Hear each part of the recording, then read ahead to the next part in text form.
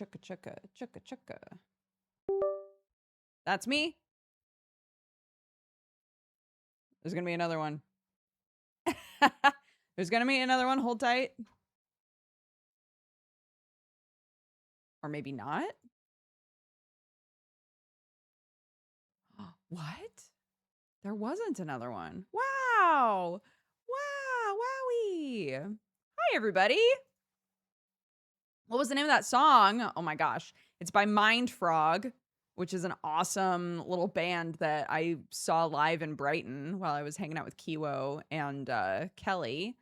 And the song is called Slaughterhouse Jive. I was promised a second bloop. I'm so sorry. I thought it was going to bloop again. Normally, when the phone is like, you know, stretching, waking up, rubbing the sleep from its eyes, stretching out, normally there's a second bloop. But there wasn't. Only a singular bloop today. Also, I'm sorry to anybody who got really confused by the title when we started. And the alert that came through when it was time for the stream to start. It didn't update any of my info. So it told all of you it was Sunday. And I'm sure for some of you that was very confusing. Mind Frog, M-I-N-D Frog. I don't think I need to spell that one.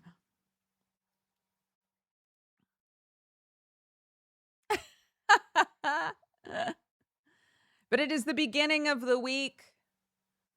My kid is at holiday club. Hallelujah. But it does mean I'm going to have to end even earlier than I have been last week. I'm so sorry to pick her up because of the pickup time for holiday club. But that's okay. We're just going to keep plunking along in Mermaid Mask. I'm excited. Also, it's in my title, but Mini Mushy has one day left to adopt a Mini Mushy, and we are so close to 500 Mini Mushies sold. It's insane. We're at 493. Can you believe that? That's nuts.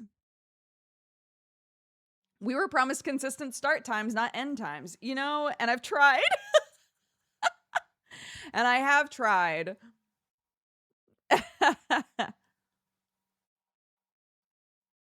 Sometimes the pre-show is really long, and I really appreciate the patience. Dawn of the final mushy day. Indeed, indeed, indeed, indeed. Yeah, you know, sometimes you go to hug your child goodbye because you need to work and they're all ready to hang out on their own. And then literally as you're about to leave, they say, "Oh, but I'm so hungry actually."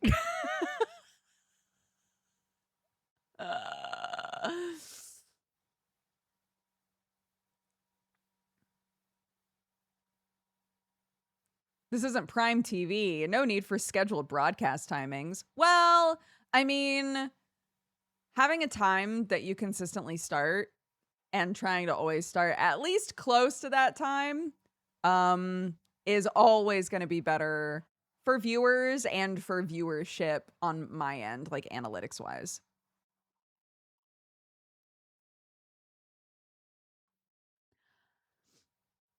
I think she's using hunger to spend more time with you.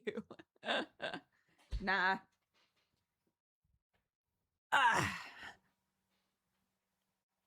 No, I think it's just sometimes kids will be like, oop. Oop, I forgot to mention this until right now. But I never know when Jesse's going to be streaming. I remember I used to like really panic about it if I wasn't going to stream like right on time. I can't panic about it anymore. I have a kid, but but I used to really panic about it, and Sam would always be like, "It's fine. I don't think people care that much." Because Sam's always been like a little chaotic with his start time, you know. like plus or minus an hour or two on his start time. So to him, me being like, oh my God, I'm 5 minutes late. Everyone's going to be so mad. This was years ago that I would do that, but he was always like, call me when you're an hour and 5 minutes late, man. Yeah. Mom, I forgot to tell you, but the base instinct inside of you that says that if you don't feed me, I will die while you're at work. I would like to exploit that right now and tell you I'm starving. Good to see you again. Well, thank you. Good to see you here.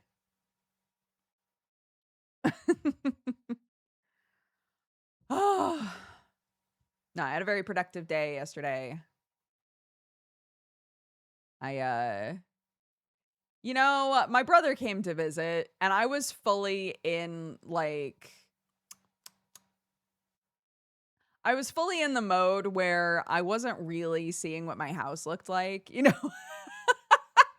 And many of you who watch me consistently, you know that I struggle with like pack rattiness. And my brother is a very tidy person, very, very tidy. And I had warned him, like, just so you know, my brain is not doing it right now. My brain is not doing it right now. So, we're just going to do our best here. But what I do always make sure to do is have the guest room be spotless. I try to make sure the guest room is spotless. No animals have been in there. I always put an air purifier in there. It's, when my mom came to visit, it was for allergy reasons. It was like, you need a safe space to go run away to. For my brother, it was, I know that my house is chaotic and that does not do super well with your brain. So I would like to provide you a very tidy space to run away to, Anyway, he left, and immediately after he left, I started deep cleaning the house. And I wanted to message him and be like, I just wanted you to know that the second you left, my house got clean. I think he would have been like, what the fuck? Deep cleaning. Really going through everything and cleaning all the nooks and crannies. I also, both our washer and dryer were broken. I fixed both of those yesterday. I was really proud of myself. Yeah, I've been doing good work. The last couple of days. Did not do any of that before my brother showed up or while my brother was here. And yesterday I was like, man, that's kind of shitty of me. That was a little shitty of me, wasn't it? Oh, well, what are you going to do? What are you going to do?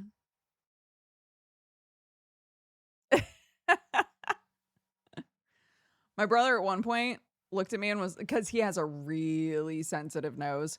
He looked at me and he was like, your house doesn't smell like dog. And I was like, that's awesome, actually. That's awesome, actually. That's one of the best things you could have told me, because I am always worried about that.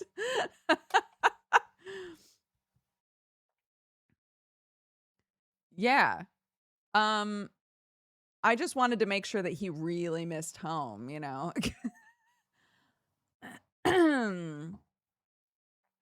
Oh, James, hi. I'm so sorry. I'm just reading your message. Happy 10 years. I want to say thank you for the content and the vibes you've put out all these years. I've been in and out over the past decade, but your content and community have always been a really safe refuge.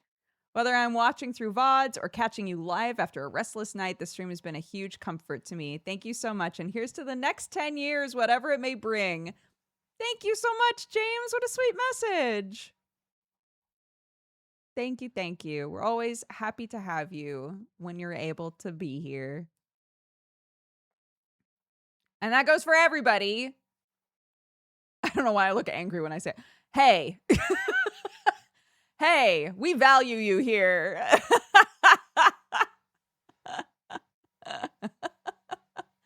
Hey, I'm really glad you're here in chat today, all of you.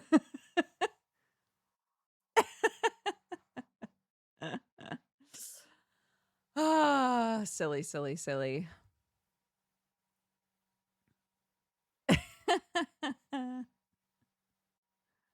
I'm sorry. Thank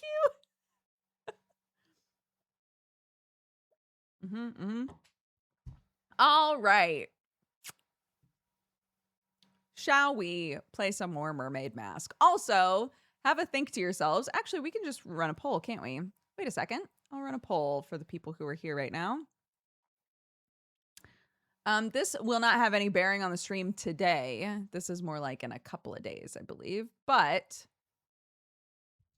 we have a couple games that we could play next, and I want to know what the vibe is. I'm going to try to give you plenty of time to like look at the games before you vote if you would like to. Next game. Next, should we play Tormentum 2 or Scarlet Deer Inn? Because I want to play both, and I'm very excited for both. I will give you 10 minutes to vote on this. So there you go. The poll is at the top of chat. I don't know if polls are annoying with mobile. I have no idea. But hopefully all or most of you can see the poll and interact with it. Hi, Summer! I didn't do anything. I didn't do anything except love you.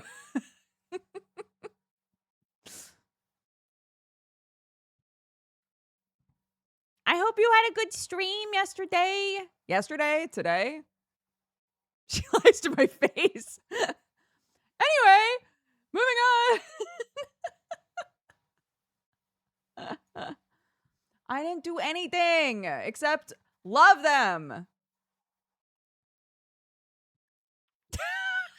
I just looked at Discord and I have a message from Summer that says, "You ho."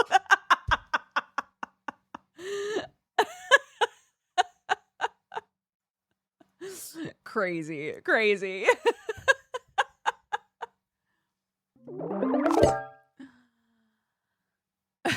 I love you too, Summer.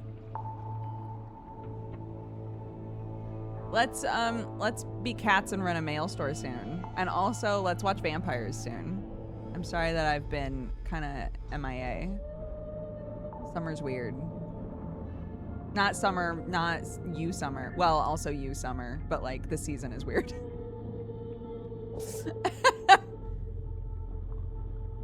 To her face! No, wait! Guys!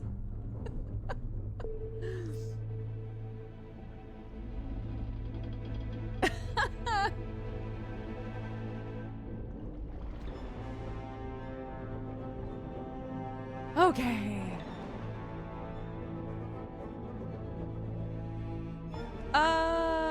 Is this where I wanted to be?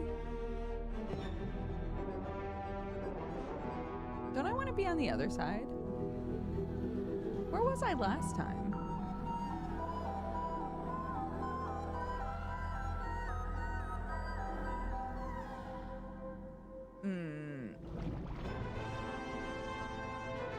I think I was over here before, wasn't I? Wasn't I? Yeah. Oh, Helen, I trust you because I know that you just watched it. I trust you. Okay. You just watched them. The inside scoop, direct. Okay. We are 51% of the way through this game. Yeehaw! And if you don't want to see it, you gotta run away now. You gotta run away. This is your last shot because I'm about to try to give a really confusing recap.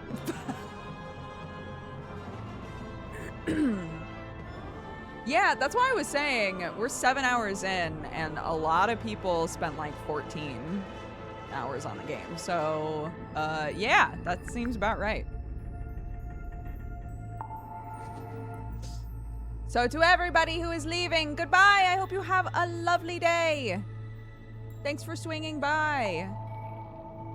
I blow you a kiss. Vote in the poll before you leave. Shakes you. Whoa! Scarlet Deer Inn is winning big time. Bye. Okay. So, this is kind of like a locked room-ish mystery. We are playing as Detective Grimoire and his lovely assistant, Sally. Detective Grimoire and Sally have been called here to solve the death of Mordoom. Magnus Mordoom, the submarine captain who died inside of the storeroom. And it's quite a mystery how it happened, who did it, or what did it. So up to this point, we have been talking with everybody who was on the submarine at the time of death about what they're doing here, who they are, what their goals are, etc., and also what they were doing at the time of the murder. We have interrogated 3 people. An interrogation happens in these games when you have enough information that you can sort of corner them and be like, okay, things aren't adding up. You need to tell us about XYZ. So, oh right, we went into the captain's quarters for the first time. I forgot.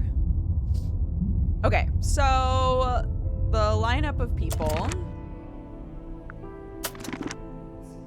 Oh, I'm covering up Symmetry again. Here, I'll just click on her. This is Symmetry. She is a child illusionist, and is the last person to see Mortuga alive. We just interrogated her, because she had done an elaborate magic trick inside of the storeroom the night before, and so we found a bunch of evidence pointing to that. We found like a replica puppet of herself. She described what the illusion was, which was a video of a famous actress dressed as Death, essentially, like killing her puppet. It was a whole thing. And then the way that Magnus Mortuga, not Mortuga, not Mordoom, Mortuga. Where did I get Mordoom from?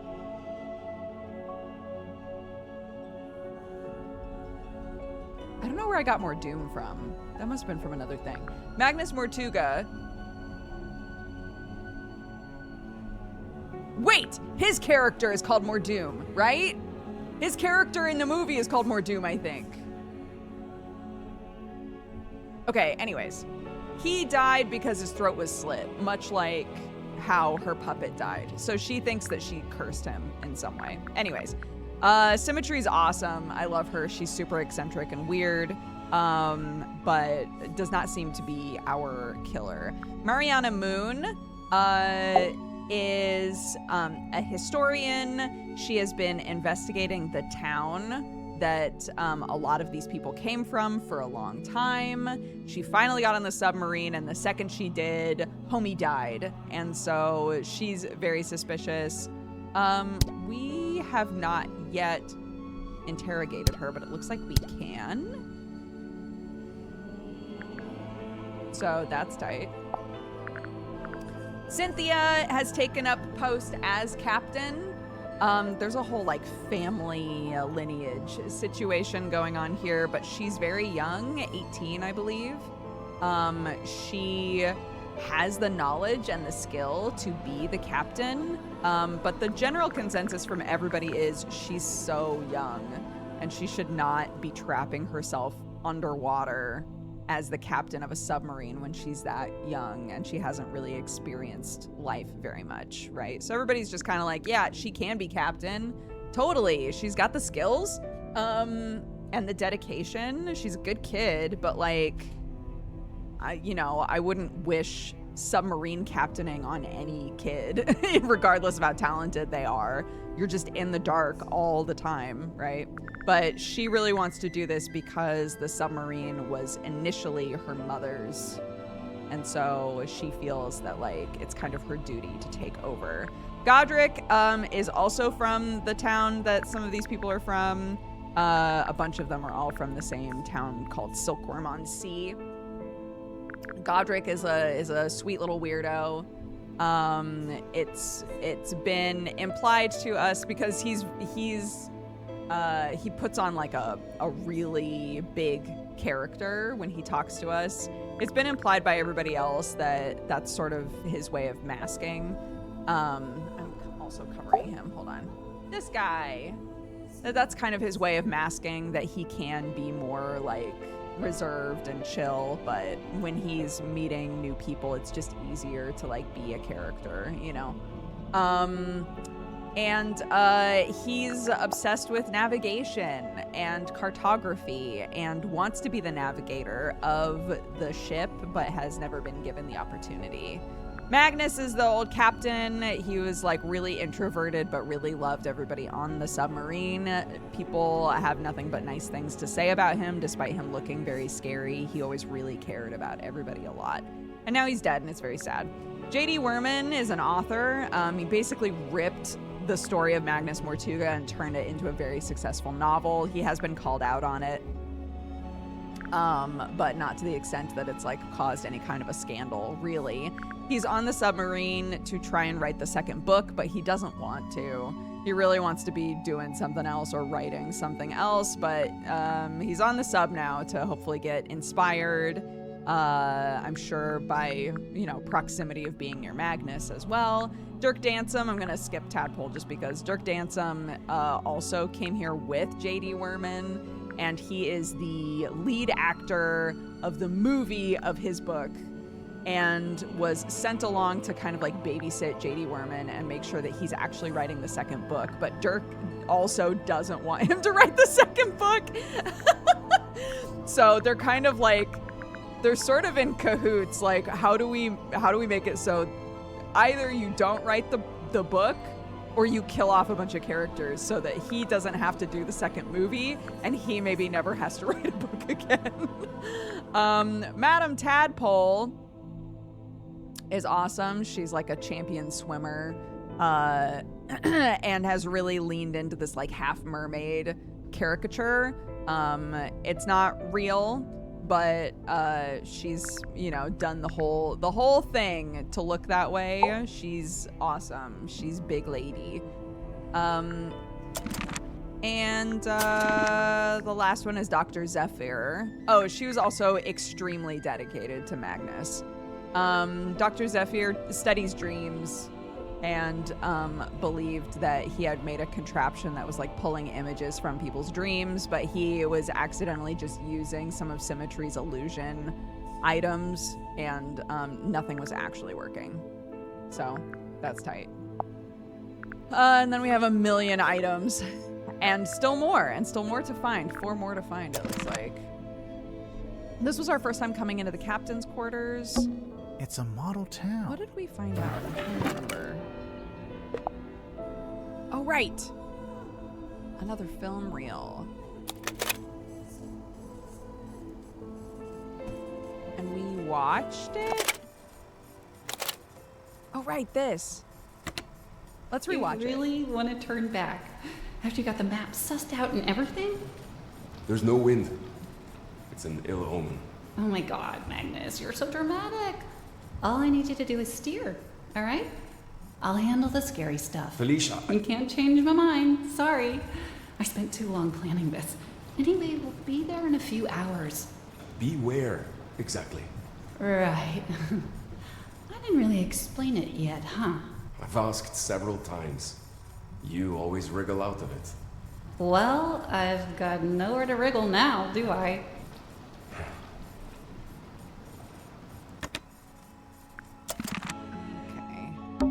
It's addressing to... Go on. like a woman would have in her bedroom? Mm-hmm.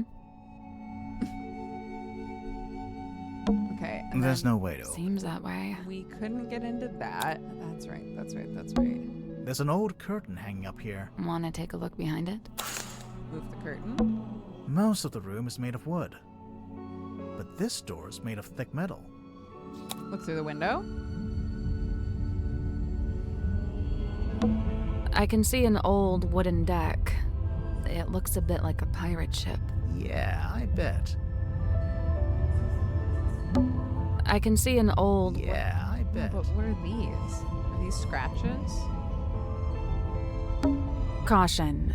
Pressure seal. I mean, that's a good thing, right? Yeah, the submarine must be pressurized on the inside to offset the external water pressure. And what would happen if it had the wrong pressure?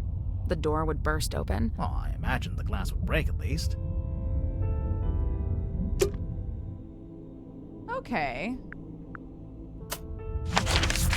Interesting. Eventually we'll be able to go out there, though? Okay, we want to interrogate Mariana. So let's go. Let's do that.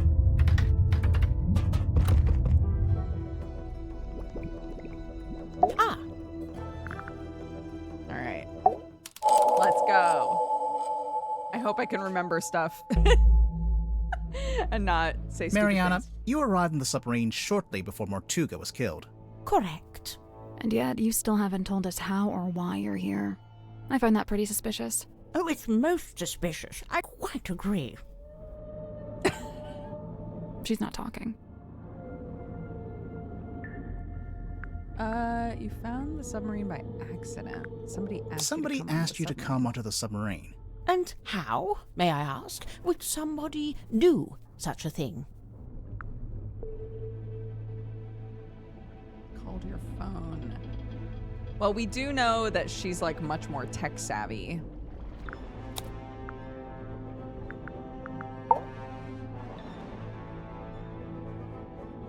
This is to talk about why she's here. This woman was embroiled in some form of deal.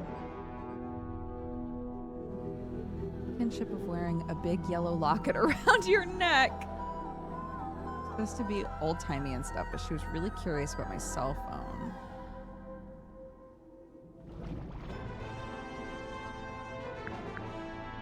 And how, may I ask, would somebody do such a thing? They called your phone.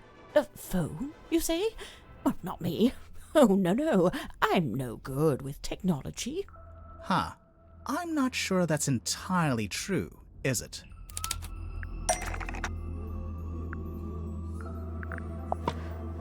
It didn't escape our notice that your pipe is a fairly sophisticated dictaphone. I'm pretty sure that counts as technology. It A did. Wait. dictaphone, yes, but not a telephone. Also, it did escape our notice. She literally had to show that to us. It didn't escape our notice because you showed us that it was a dictaphone. But you do have a phone. Or at least you did at one point.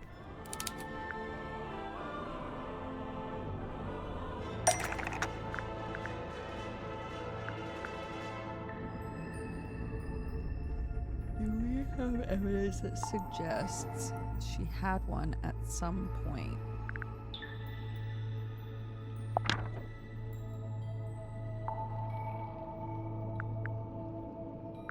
Okay, no. What's the other thing that we found in her room?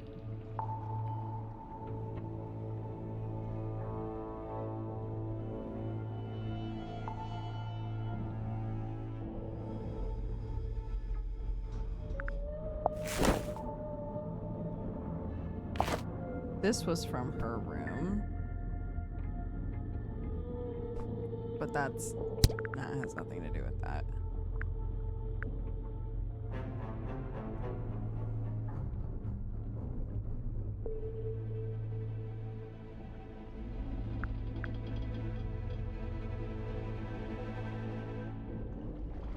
The only thing I can think of is that when she saw the cell phone, she knew exactly what kind of cell phone it was. We'll get to that in a minute. Oh, okay. Evidence to suggest Mariana Moon had a telephone and a phone number at some point.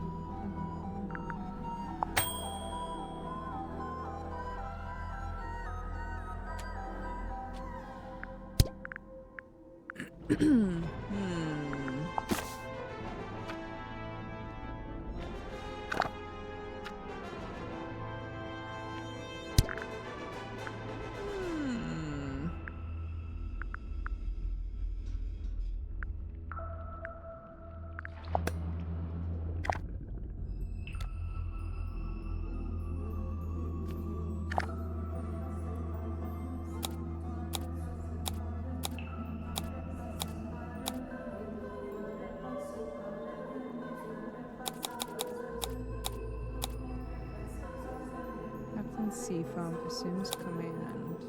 James Dusk arrives.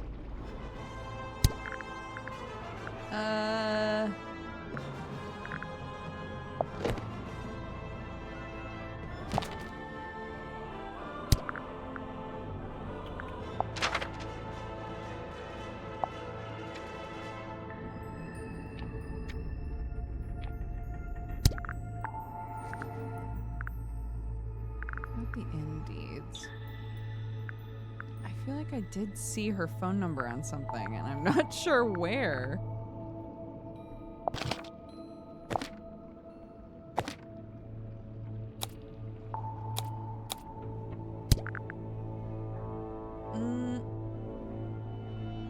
Yes! Same series of games. So, Secret of the Swamp, Tangle Tower, and this one. This is the third game in the series.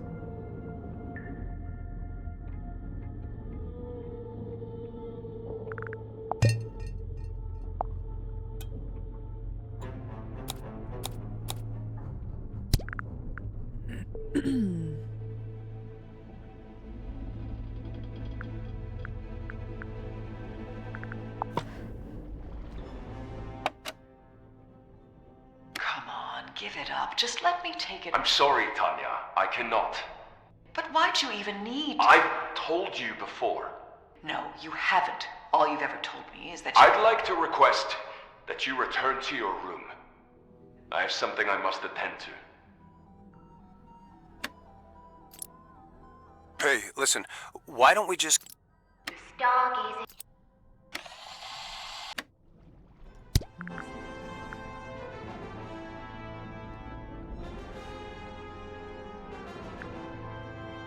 Oh my goodness.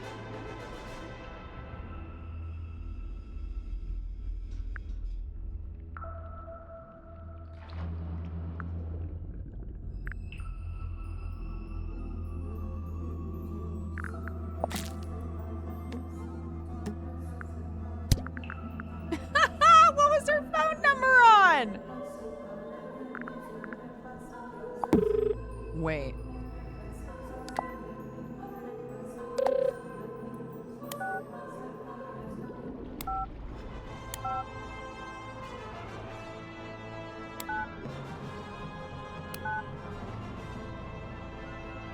Big real Steven. No,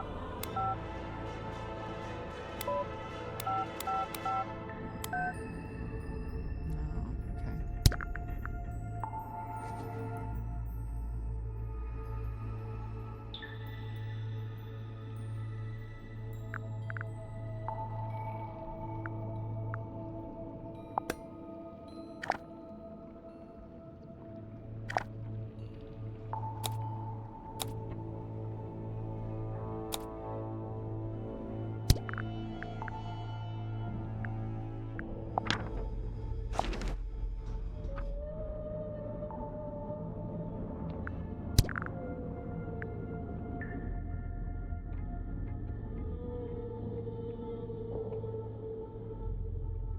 Do we have evidence to suggest Mariana Moon had a telephone and a phone number at some point in time?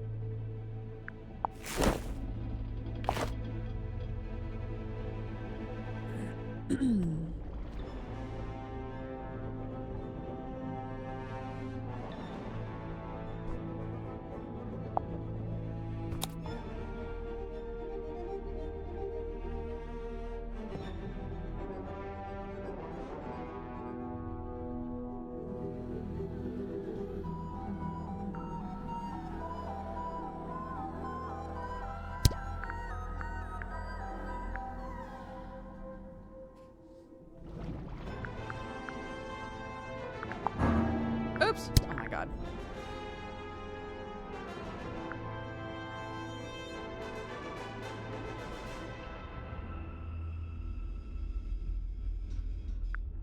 I'm trying to remember what else we found in her room. We found this. But not the map, right? Engine room. Let's do it.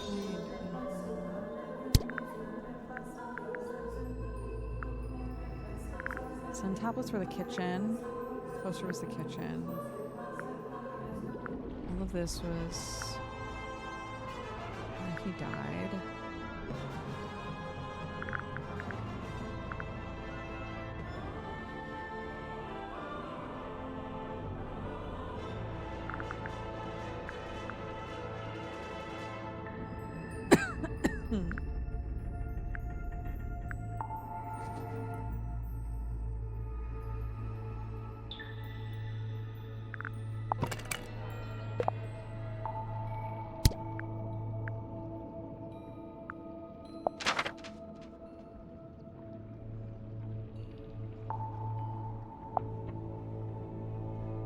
Care of Kristen Kale Publishing.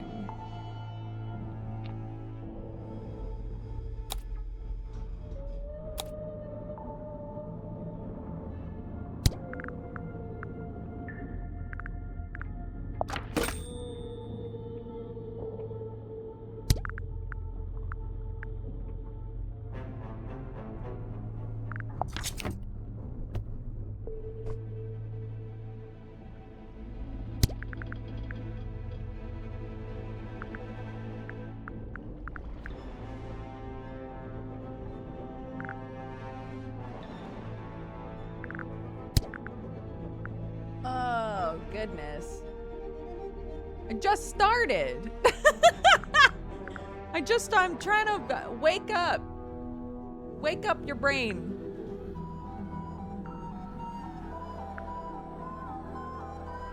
No, I don't think I want a hint yet.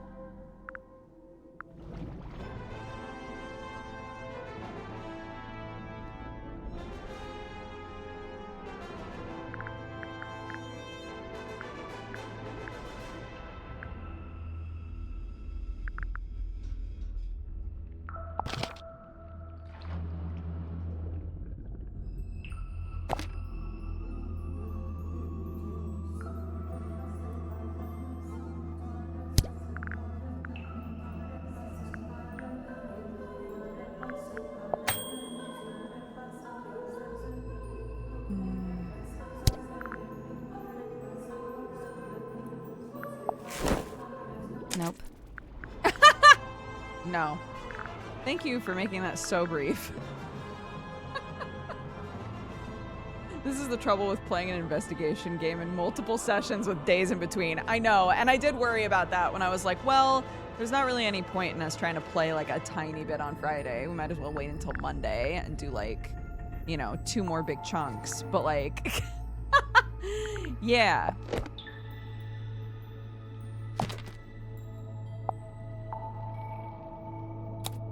Here we go. Photo of moon. Includes a phone number. For whatever reason, there's a photo of you in this pocketbook, and beneath it, a phone number. I assume it's your number. Of course it is. But you... Are you watching? I'm only going to show you this once. Ready? Moon phone. Nice, isn't it? Whoa! Had it custom made. Can we look? No, you can't look at it. The battery's perished. I haven't used it in several days. But if your number is written down in the pocketbook, then anyone on the submarine could have called you, back when you still had battery. They'd have the number, but how would they call me from the submarine? There's nothing resembling a phone or a radio hooked up in the control room. Well, we know. I know what you mean, but it's not what I had in mind. Dirk wouldn't need to use the ship's phone. Much like you, he's got his own. What's more, there were 2 outgoing calls to your number. Oh, dear me, someone doesn't know how to clear their call record. So, you admit it was Dirk who called you? Absolutely not. But we just... It wasn't Dirk. It was Tadpole, I think. Tadpole knows Mariana, and we found the satellite and her ID next to each other in the bilge. That's not it. No? What was it called Mariana? Oh, I'm willing Magnus? to bet it was Mortuga. Do you deny it? No. I just need to be careful what I say next. Well, with this in mind, I think I can say why you're here on the submarine.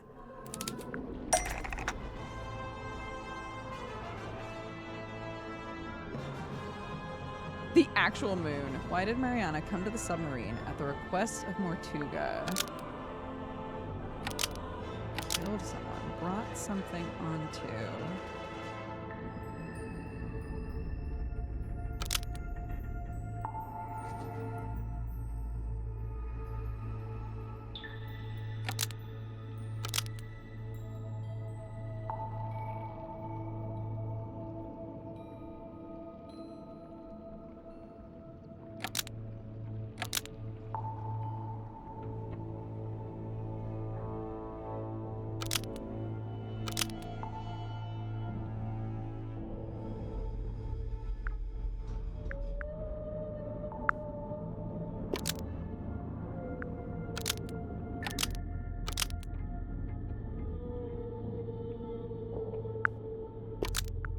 Mariana Moon took something That's away wrong. from didn't Silkworm ding. on Sea to give to Mortuga.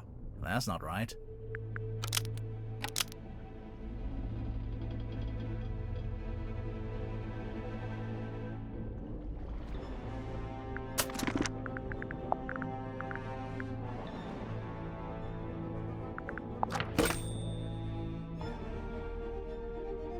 It was Cynthia who had it when first she came aboard.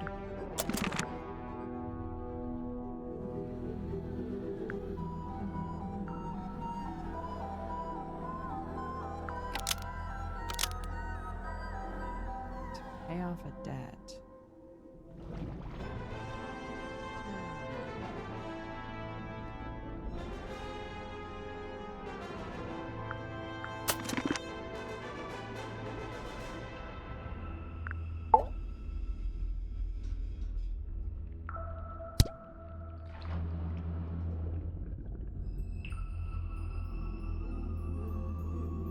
The moon singer spent her best years hidden in the dark. Not a joke to her.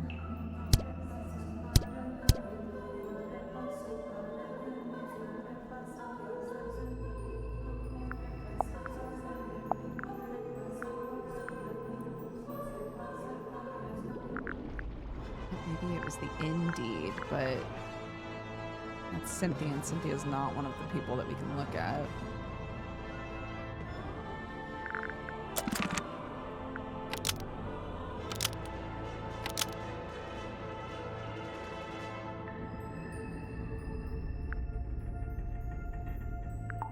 Mariana Moon brought something onto. That's not right either.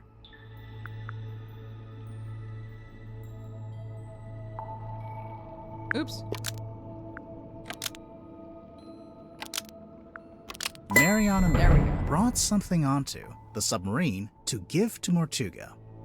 You brought something onto the submarine. What was it, Mariana? I can't say. I made a deal with Mortuga, and I intend to stick to it. I can't talk about any of this. What was it that Mariana brought onto the submarine to give to Mortuga?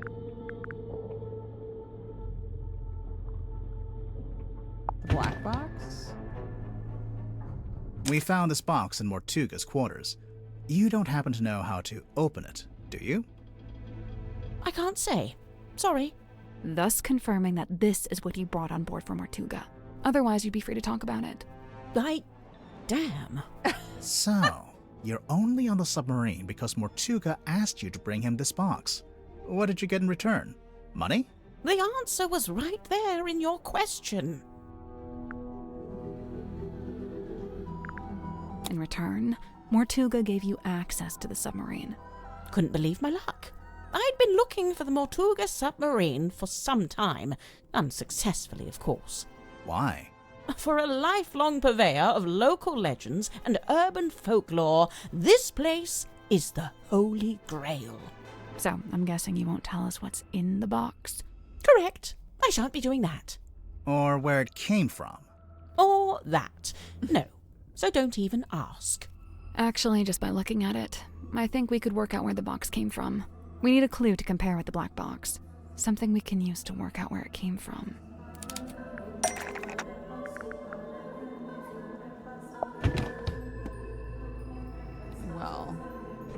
That's an F.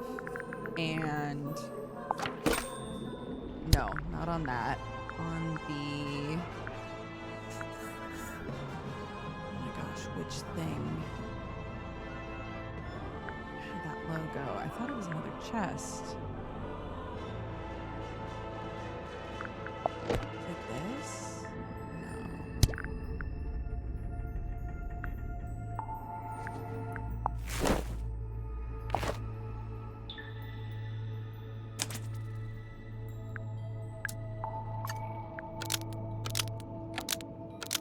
Is the same as this. Suggesting the box is from Fellow Man. This F emblem is the same as this F emblem, suggesting the box is from Fellow Manor. That's what I get for diligently labeling my map, I see. Lovely.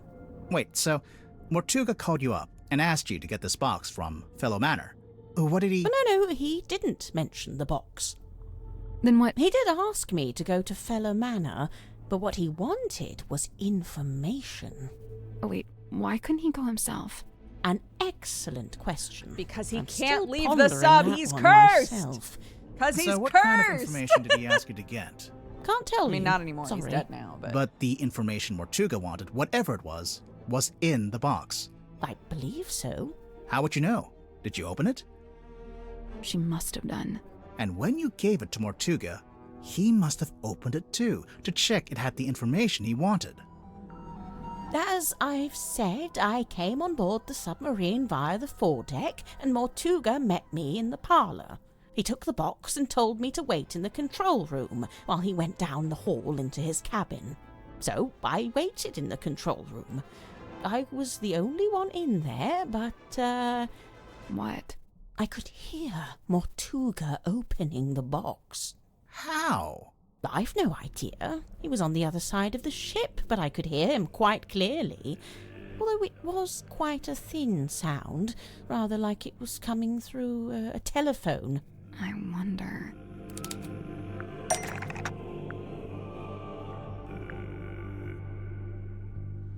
no, the radio wasn't in there.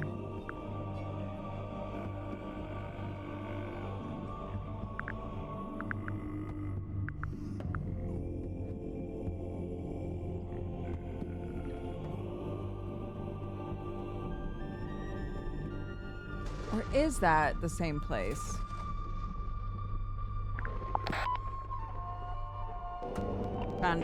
We found this Captain's radio cabin, hidden yeah. in Mortuga's cabin. It's kind of busted. It seems to be turning on and off by itself. So the radio was picking up the audio of Mortuga opening the box and transmitting it to the control room? When I heard the sound, I did initially think it was coming from the control panel, but as I mentioned, it doesn't have any kind of radio. So it's still a mystery. Did you record the sound on your little pipe dictaphone? Of course. You did? But we listened through all the tracks on the tape and didn't hear anything like that. Oh, really? I'm quite sure I made a recording of it. Hang on. What kind of sound are we even talking about? The sound of someone opening a box? Mariana, how would you even know what you were hearing? Oh, that's simple. It's because he was talking to someone while he opened it. What? Oh. I don't know. I could only hear Mortuga's voice. But he was definitely having a conversation. Was he talking to himself? I suppose it's possible. What was he saying? I don't really remember. But Ugh. Thanks a lot. This has been frustrating from start to finish. My pleasure. I love her so much. Just like needlessly obfuscating information all the time.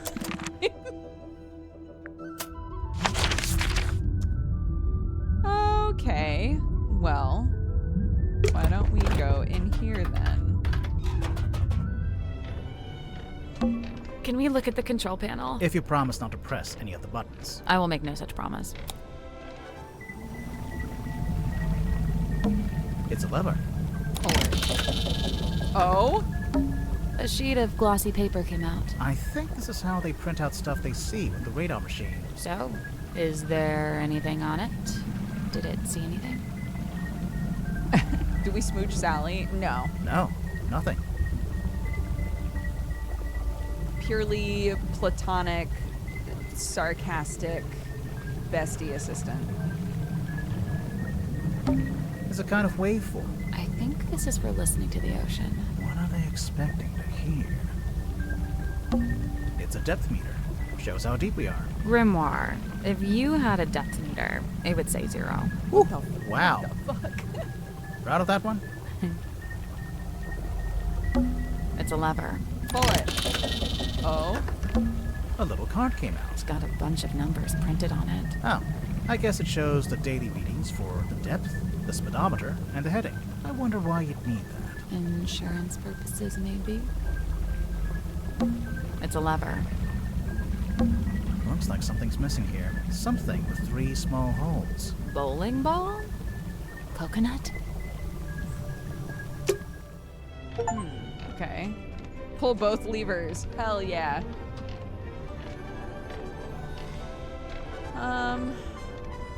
Okay. Let's talk to her again. Hi. Wow, there they are. That's my mom, standing in the harbor, and that's my dad, standing under the lighthouse. Cute. Hey, the lighthouse opens up, and there's a film reel in there. That is not accurate. We did not have a giant film reel in our attic. I don't like it. You don't want to know what's inside? I do, and I don't. What if it's bad? Bad like how? Like, what if it's something we didn't want to see? I think I'd still rather know. Okay. Yeah, okay. I guess let's do the rounds and ask everybody about the new stuff. Hey, buddy. An effigy of Miss Silkmoth. It's a doll she used to use in her magic tricks.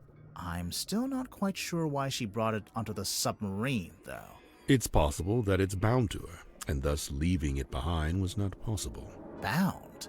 Through magic. Once bound, an effigy shares its fate with the person in question. Permanently? Not necessarily. I'm gonna do If a something that rupture might were to suddenly form make me between the really two, loud. They may become separated once more. I'm gonna wait till he's done talking, though. I just realized something messed with my mixer. People have been saying I'm quiet again over the last few days. Hold on. Hello, hello, hello, hello, hello? Did that change anything? Doesn't seem like it did. Yeah, sounds the same. I agree.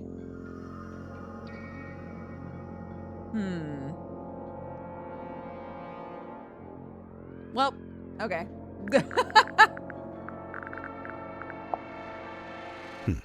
An apparition of death. Intriguing. But it's a woman. Wow. Death could be a woman. You don't know. Magnus built this himself, from the scant materials we happen to have on board. So he made it while he was living on the submarine? Yes, but I believe it's a vignette of a particular time in his past, back when he was living in Silkworm. But you knew Mortuga back then, didn't you? How come there's not a model of you in there? It's specific to the town and its history. As an outsider, I would have no place in it. I am unfamiliar with this. Where was it located? It was in the captain's quarters. Ah, then it is no mystery, for I have never set foot in that room. Okay.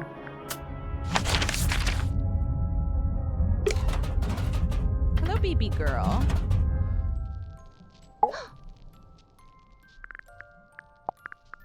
A teeny tiny town of toys? Or fossil formed of... Oh, that's my house. Right there.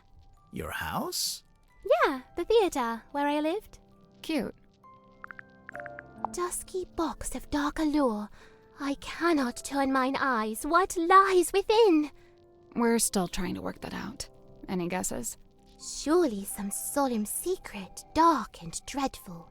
Oh, it better be after all this.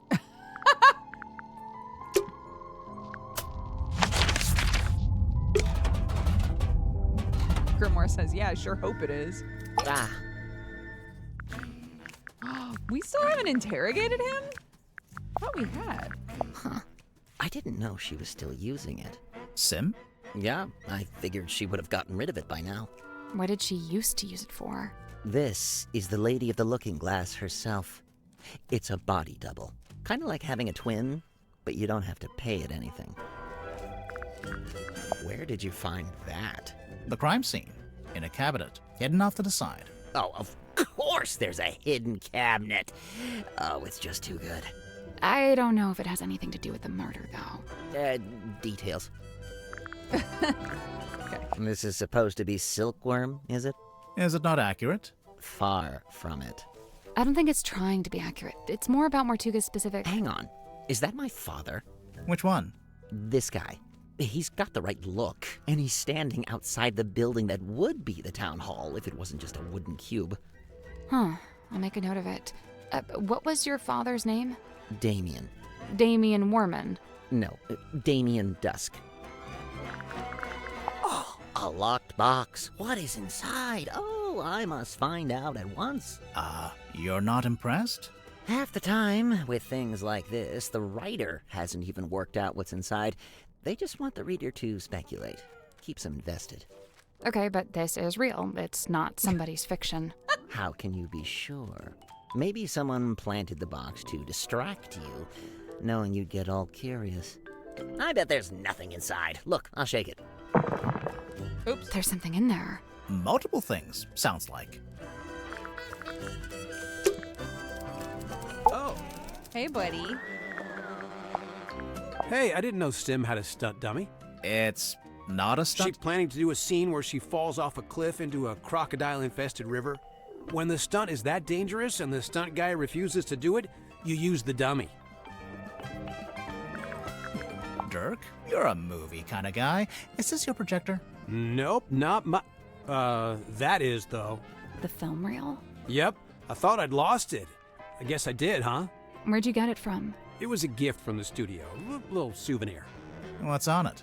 Oh, it's just like, yeah, a bit of a scene, a daily, you know. No? Where did you lose it? I don't know, mess hall probably? Where did you find it? It was in the hollowed out stomach of a dog. It was in a cabinet. Normal cabinet. Oh, okay, cool. So, can I have it back? Hey, that's pretty cute. Do you recognize any of the buildings? Oh, is it supposed to be something specific? I thought it was just like, you know, Toy Town or whatever. Never mind. What's that? You've never seen it before? Nope. Is it Mortuga's? Good guess. Yeah, it has his vibes for sure. Oh, let me guess. It's locked and you can't work out how to open it. Right again. Ha! Classic.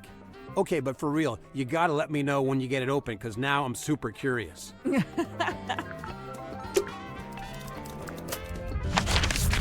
Okay.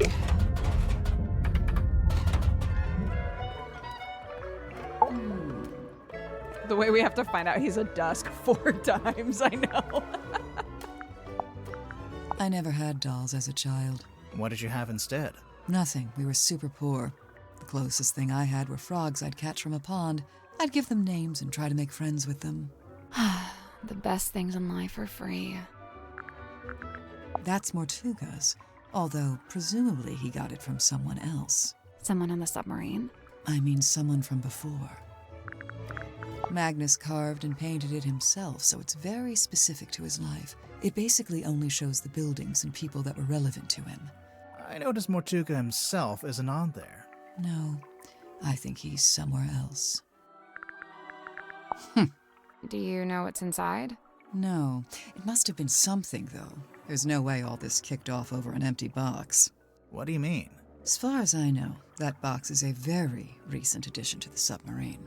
I think it may have been the catalyst that led to Mortuga's murder. Now I really want to know what's inside.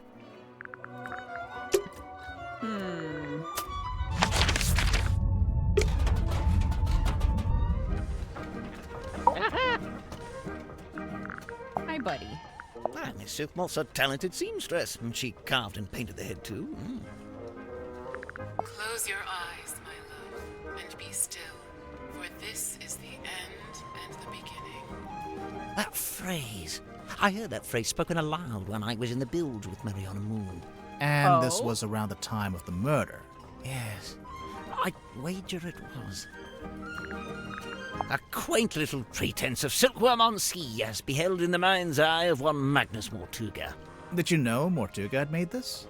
I'd seen it once or twice when he was first working on it, but I always got the impression it was something he wished to keep to himself. Did you open it? Not yet. We don't know how. Have you tried pushing the diamond thingy? That was the first thing we tried. Perhaps you need a key. Personally, I think we just need a crowbar. Okay.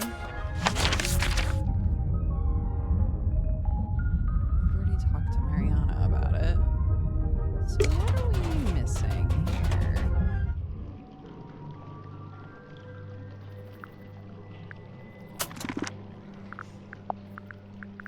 There are 4 items we haven't found. There's 2 places we haven't been. Sally, how do you feel about swimming? Nope, not happening. It's a treasure chest. We can't reach it while it's underwater. What a tease. Can't reach it while it's underwater. Can we go above?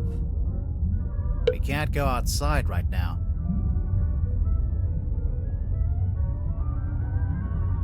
Clearly, eventually we surface because we also got to do that, right?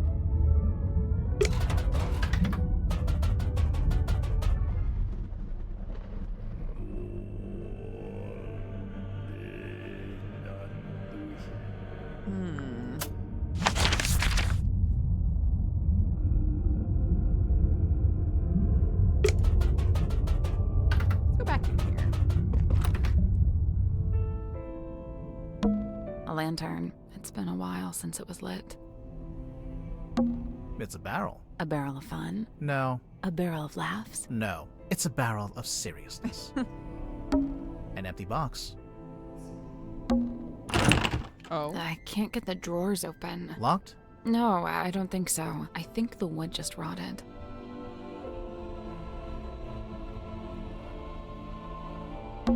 So this was Mortuga's bedroom. Technically, if it's the captain's quarters, whoever is currently captain would get this room. Calorus, thank you so much for the raid. Welcome, guys. We are about halfway through this game, Mermaid's Mask, so if you don't want to be spoiled on it, I'll give you a minute to run away. But if you'd like to hang out, you are more than welcome. And Calorus, I hope you had a good stream.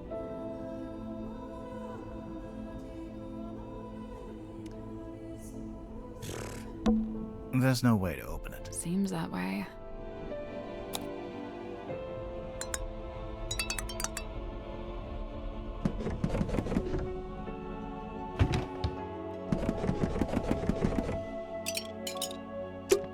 There's no way to open it. Seems that way. Okay. I'm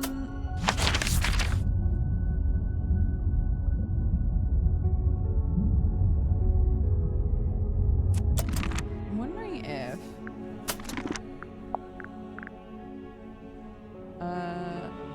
okay. All of these are on.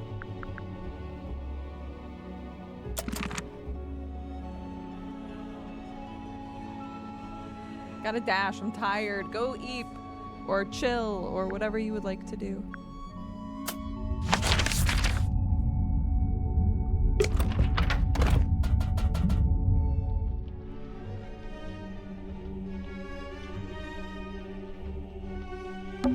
I guess this is what lights up the room when you pull the switch. I wonder what they burned to make it pink.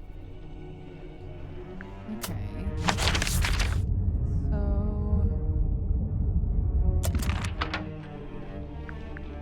If I go into here, oh, there isn't one. Oops, no, but this.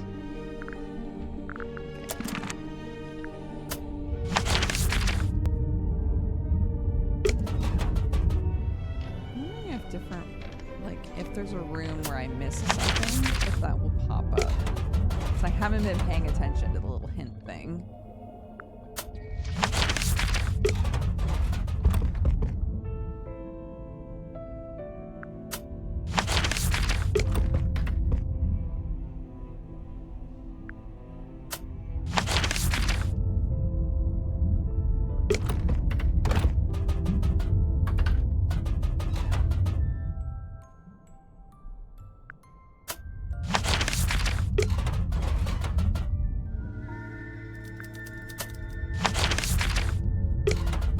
I don't know why I love J.D. Worman so much.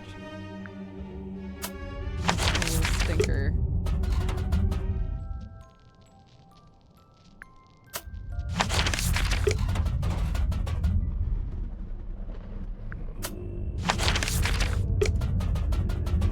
Just let me try this.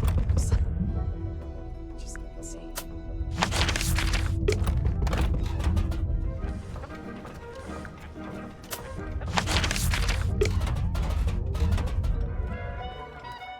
Okay. Doesn't seem like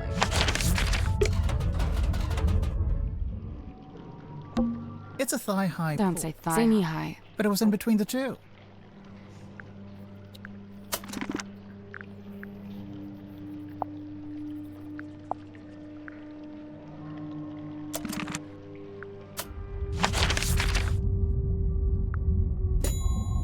Let's talk to Tadpole. Okay. Ah, About what? Haven't we talked to her about everything?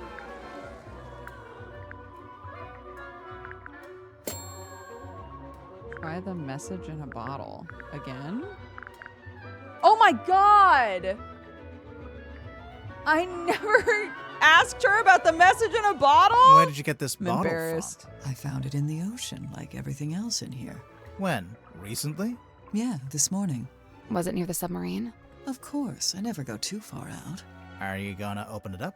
No way, it's a message in a bottle. If I opened it, it'd just be a message and a bottle. Not nearly as interesting.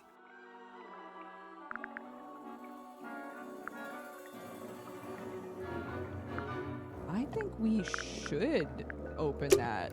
I do kind of want to see what's on that piece of paper. I can read it just fine. But what if there's something on the back? Huh. So what, you want to break it open? Maybe, yeah. Hey, I don't go around breaking your stuff.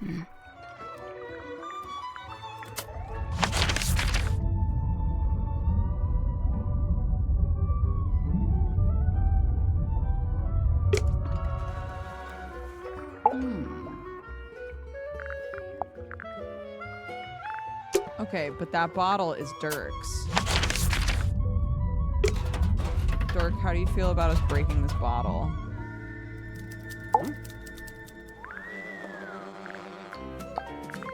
That's my bottle. What? Really? Well, Okay, this is the same stuff. I'm scared now that there are things I didn't.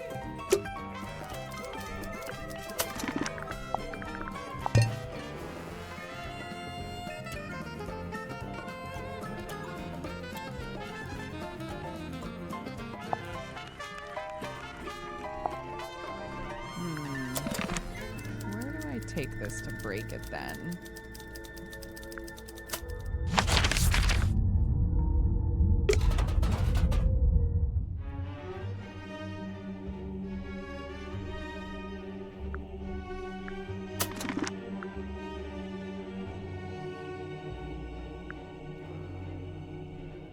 Can I just... Isn't it waxed at the top? Can't I just melt the wax?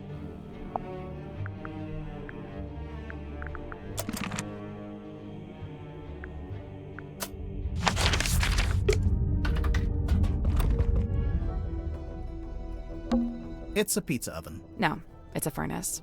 For heating the submarine. Right. But you could put a pizza in there. You could also...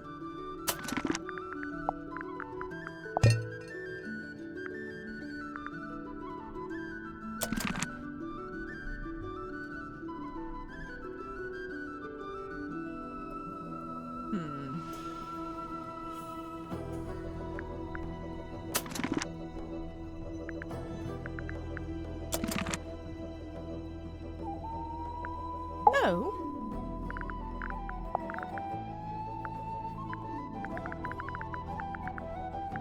Make sure I asked everybody about everything. So Oh. does everyone on this submarine keep a life-size doll of themselves, or...? I'm pretty sure it's just Sim. I swear, if we find a room somewhere with dolls of everyone else, I'm going to freak out. Close your eyes, my love, and be still, for this is the end and the beginning. That voice. Well, that's the voice I heard when I was down in the bilge. At least I think it is. Sounds a little different without all the echo. Do you recognize any of the little wooden people? I believe this is supposed to be Silkworm's governor, a man named Faustus Fellow. Interesting. He was a wealthy landowner who bought the town in order to bring it under his control. He bought the whole town? Why? I couldn't say. Any idea what this is? No. Really? You're not even gonna tell us what it smells like? No. Old moss and jealousy Back ridden from oak or something? FanFest. Oh my gosh. Did you have a great time? It's not oak, it's cedar. Aha! She still didn't actually tell us anything. Yeah. I retract that aha from the record.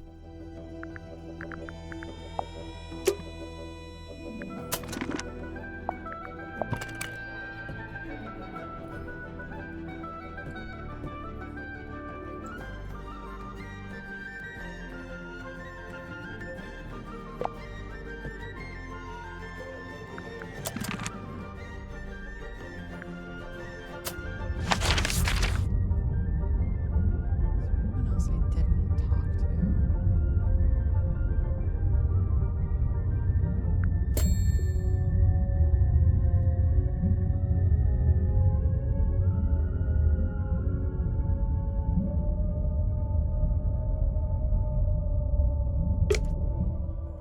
Okay, I missed something in here.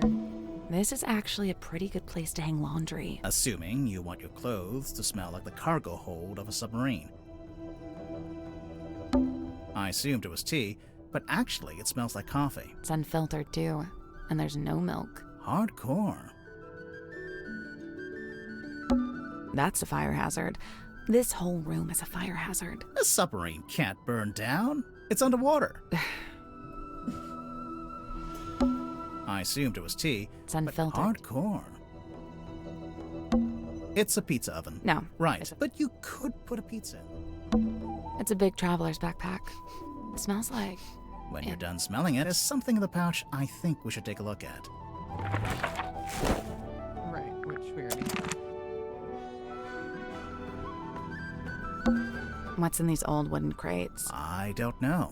I can't get them open. What did I tell you? Always bring the crowbar. I can barely move these barrels. Oh, they must be full of something heavy. Actually, I think they're empty. Oh. Well, wood is heavy. Wood is heavy. It's a little mirror. It could do with a polish. You could do with the polish. It's the cargo hold. It's made entirely out of wood. And? And we're in a submarine, aren't we?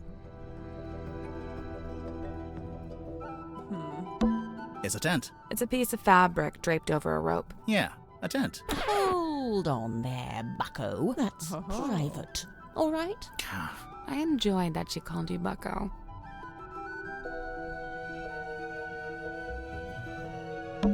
This is actually a pretty good... Assuming you want your clothes.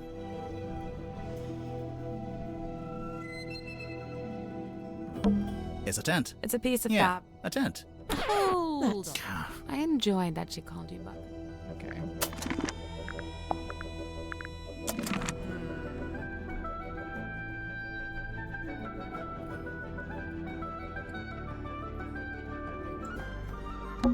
It's a pizza. No. Right. But you could put a pizza. It's a pinboard. Oh my gosh, this thing. I never did this. Drag them into the correct positions.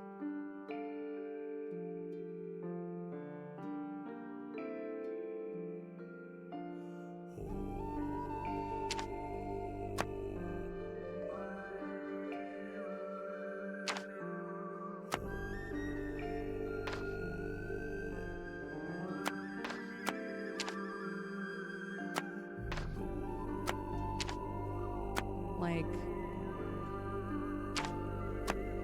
okay, originally I thought that this was the ship.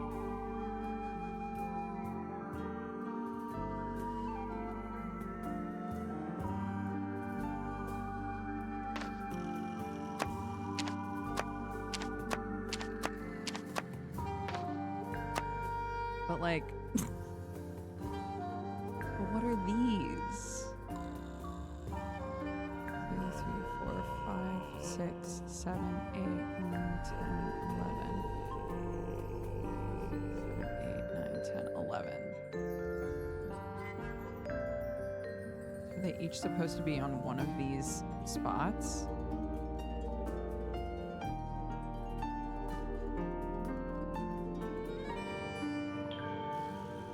It was one of the ones I left alone and had to come back for later when I got stuck. I totally forgot we hadn't done it. Yeah, so originally I was like, okay, so each one of these squares is meant to be like a room, right? Which I guess it could still be. But we're on there too.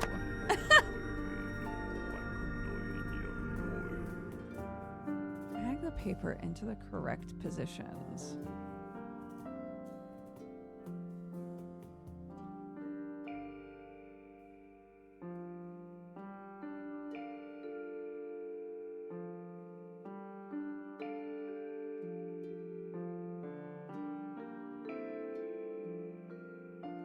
The other thing I was thinking was that it was like a timeline.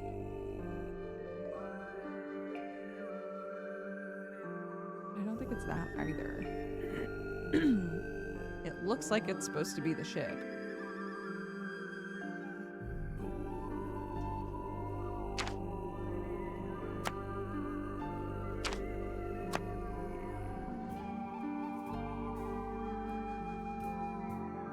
In which case it would be this, this, this, and then these two.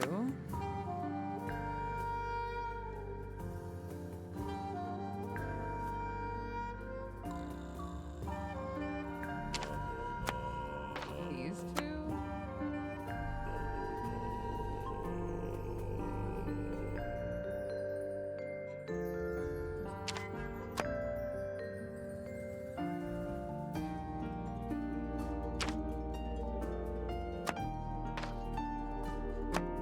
Nope. So, there's a drawing of each of the suspects, one of Mortuga, and one of us too. Each one needs to be moved to the right place on the board. Right.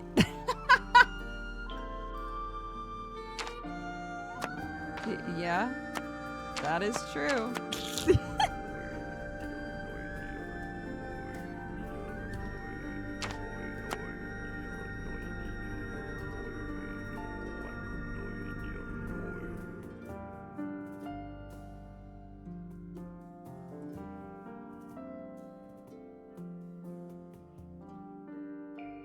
Yeah.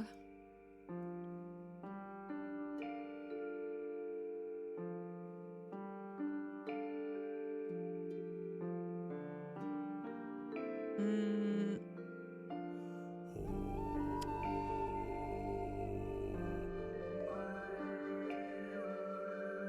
Where they all were at the time of the murder? But again, then why are we here? We weren't there. We weren't there, dog. But it wouldn't make any sense for her to have a diagram of where everybody sleeps. We have that. It's called the map. So that doesn't make sense.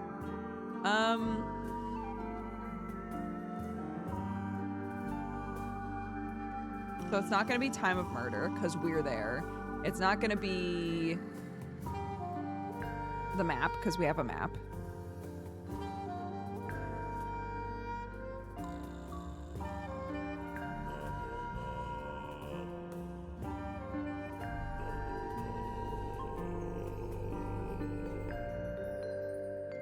She's interested in urban legends, the town, the families of the town. So it could be like connections somehow.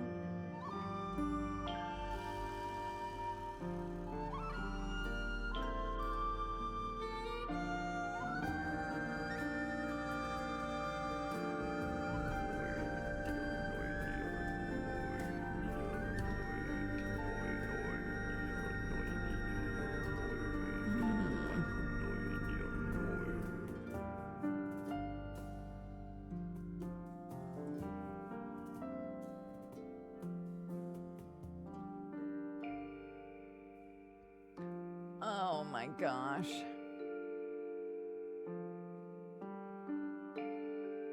My brain. My brain. My brain. My brain. My brain. My brain, brain. My brain. My brain. My brain, brain. My brain. My brain. My brain, brain. Let's just plop him in spots and see what he says this time. That's not it. Looks like the board's been divided into segments. The shape looks familiar. Is it some kind of diagram? Of course. Remember Mariana's diary?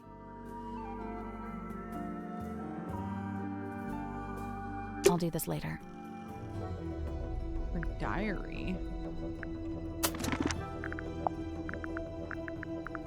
The map? Not quite a diary.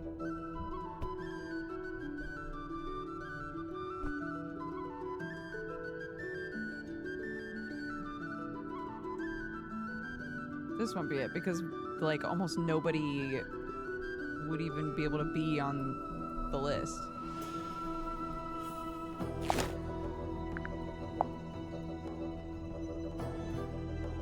He'd be on it. She'd be on it.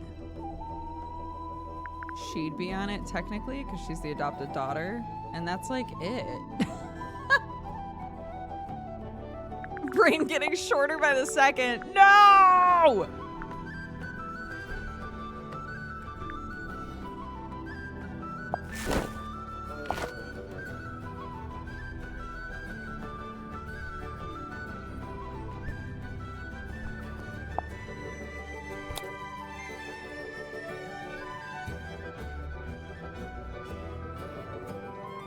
Like,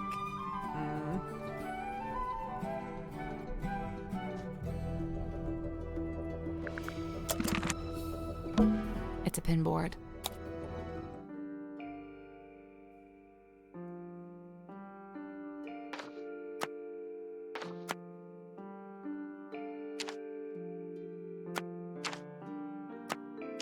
like, that can't be it, because then so many of us aren't even involved, dude.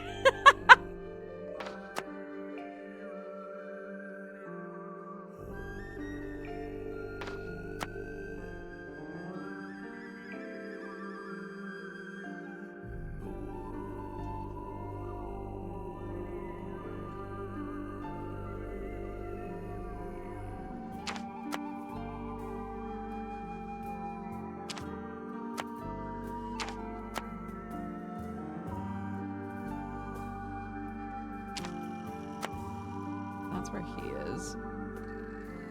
On the thing. Adopted daughter was up here somewhere.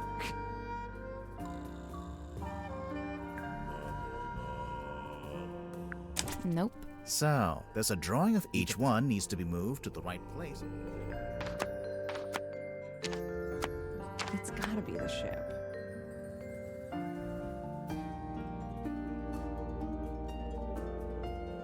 It's gotta be the ship, right? It's all the people on the ship. It's not gonna be the town. But then why did they mention her diary? I'll do this later. Her diary?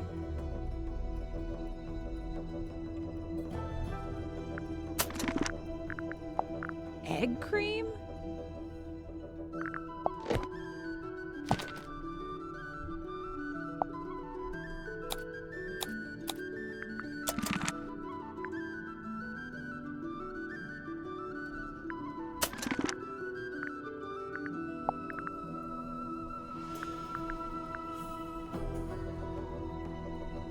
Her diary? What fucking diary? What diary? Her diary? What diary?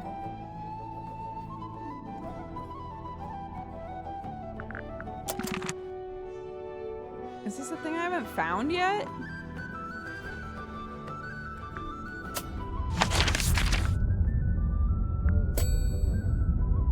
It's for the engine room.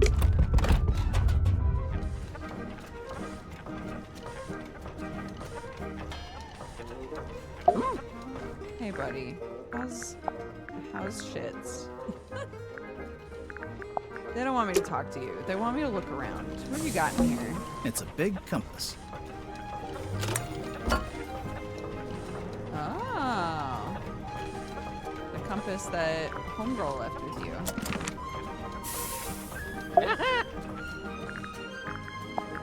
What's with all the needles and cogs and stuff? It looks like Grip's halfway through fixing it. That's what I figured, anyway. Ah, thank heavens! That's what I was hoping for. Sorry, what? Perhaps I should explain. You see, Miss Seafoam came to me with a compass she needed fixing. I went to put the needle back on, but Cynthia stopped me. No, she said. The whole thing is broken. You'll have to take a look at the insides. You'll have to replace the needle. For some reason, she seemed to need it to be true. She needed the compass to be broken. I told her I had various spare needles I could try out as replacements, and here we are. And you left it out so Cynthia would see it? So she'd think you were actually fixing it?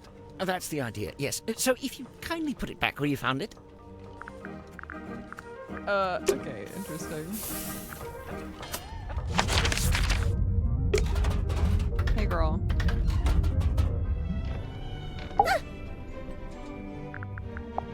This is the ship's compass. From here in the control room. Mm-hmm. Looks like Mr. Grip's already working on fixing it. Good! That's good. Why so many needles? The original needle was broken. Mr. Grip said he had a few he could try out as replacements. This one's the original? Yeah. Looks fine to me. Just put it back in. Nope, wouldn't work. It's malfunctioning. It needs to be replaced. If you say so, girl. Pretty sure it just goes right back in. Wait, can I just put it back in? Hold on. No. Let me ask everybody about it.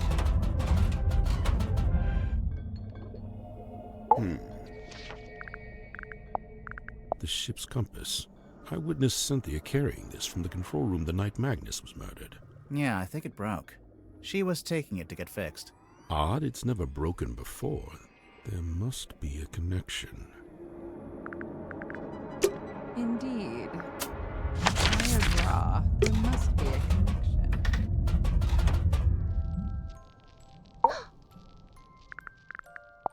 The compass lies on deathbed dark, its many pointed bones askew.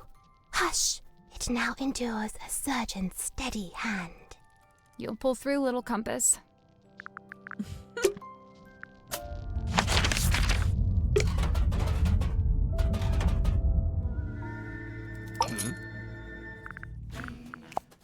I feel like this sometimes. What do you mean? Cogs falling out, too many needles, all pointing in different directions. Oh. Well, maybe you're just partway through being fixed. Sometimes you gotta make a mess in order to tidy up, you know? You know what? That's rather eloquent. Bravo. Grimhor, did you hear? I said something eloquent. Oh, sorry. I wasn't listening.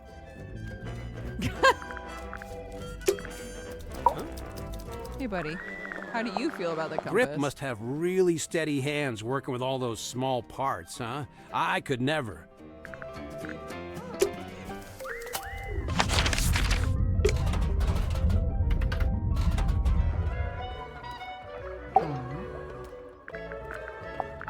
Cynthia mentioned the ship's compass broke. Looks like Grip's in the middle of fixing it. Did Cynthia say exactly how it broke? Or what was wrong with it? She just said it was acting erratically. Okay. I feel like I don't have anything significant to say about this, but in case there's an achievement that's like, ask every character about every item, I don't want to put the compass back and see what happens. I never needed a compass. I prefer old-fashioned methods of navigation. I'm pretty sure compass is the old-fashioned I was gonna say more Not as old-fashioned old than as a the compass. sun and stars, and unlike this compass, they never break and need repairing. I'm not sure it is broken, actually. Okay. Let's go put it back and see what happens. Hee hee. Can we look at the control panel? If you promise. I will make no such promise.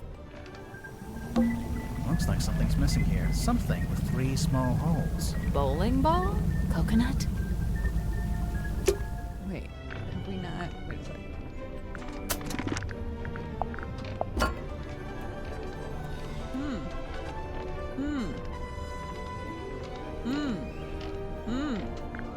but I can't put it back. I'm not allowed. It's illegal. Hmm.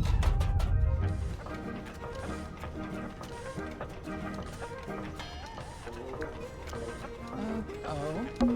Grip, can we take a look in the basket? Yes. Yes. Will you be getting out of the basket? No.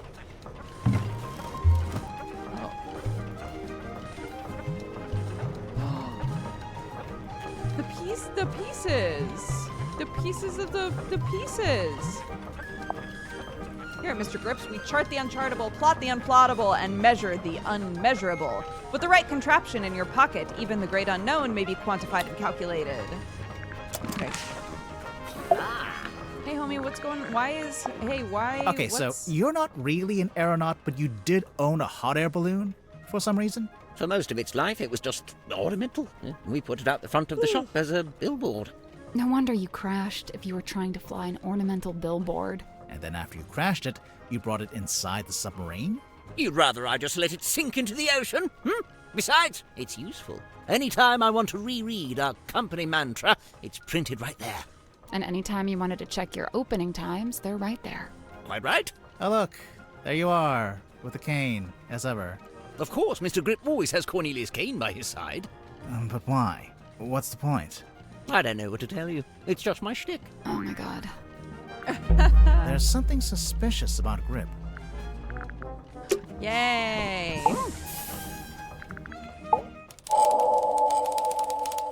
The Curious Case of Cornelius Kane. Ha-ha! How about you? I've been looking forward to this part. Yeah, there is something, or someone, that I'd like to ask you about. Cornelius. Probably. Cornelius? What about him?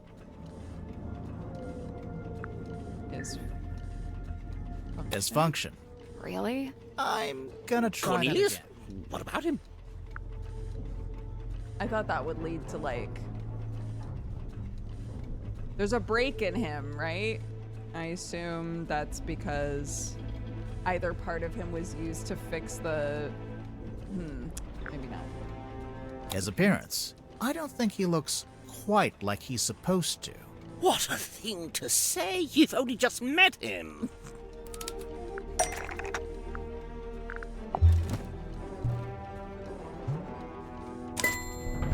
Picture of Kane. Looks different to the Kane Grip. Now you mention it. They don't match at all. The one you've got is a different shape, and it's made of wood. This is what you're grilling me about. Why would the two Kanes look He was like, I was different, really hoping you guys would, call me a murderer. This is so boring. Grip painted the original Kane to look different. Grip made a new Kane after arriving Grip on the made submarine. a new cane after arriving on the submarine. What a damning accusation. Yes, I made a new cane, and yes, it's made of wood. Where are you going with this? That's not what happened to the original Kane. What happened to the original cane? I left him at home when I went off in my balloon. I thought I ought to leave the trappings of the brand behind me, but it wasn't to be, clearly. Where are you going with this? Where did the wood come from? I forget.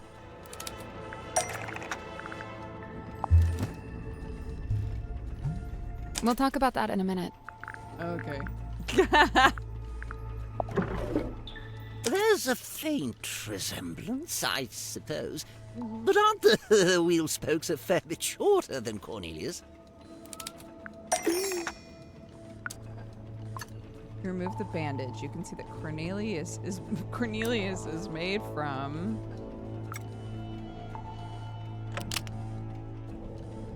a wooden cane that are two wheel spokes joined together. This is the correct clue, but we need to choose the right part.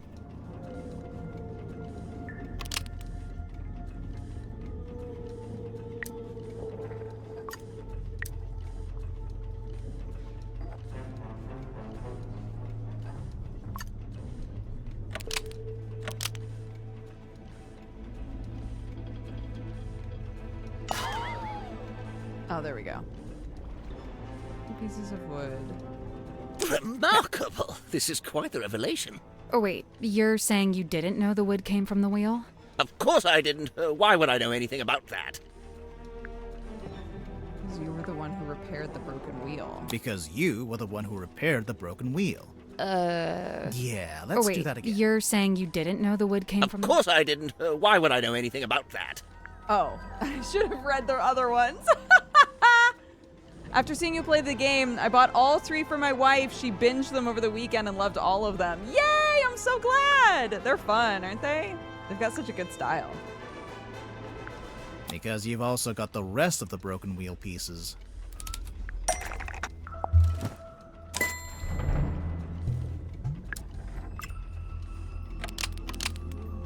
So, Grip, I have to ask, do you know anything about how the ship's wheel was broken? Yes, I was there when the wheel was broken. In fact, Mortuga and I, we broke it. You broke it? I was trying to take control of the wheel, and Mortuga forcibly wrenched it out of my grip. He was very strong, you see. Wait, you tried to steer the submarine without permission? I did. Why? There'd been a disagreement. It's nothing, really, not important. A disagreement? About what? Where to take the submarine? Something like that. Where to take the submarine? What sparked a disagreement between Grip and Mortuga relating to the navigation of the submarine?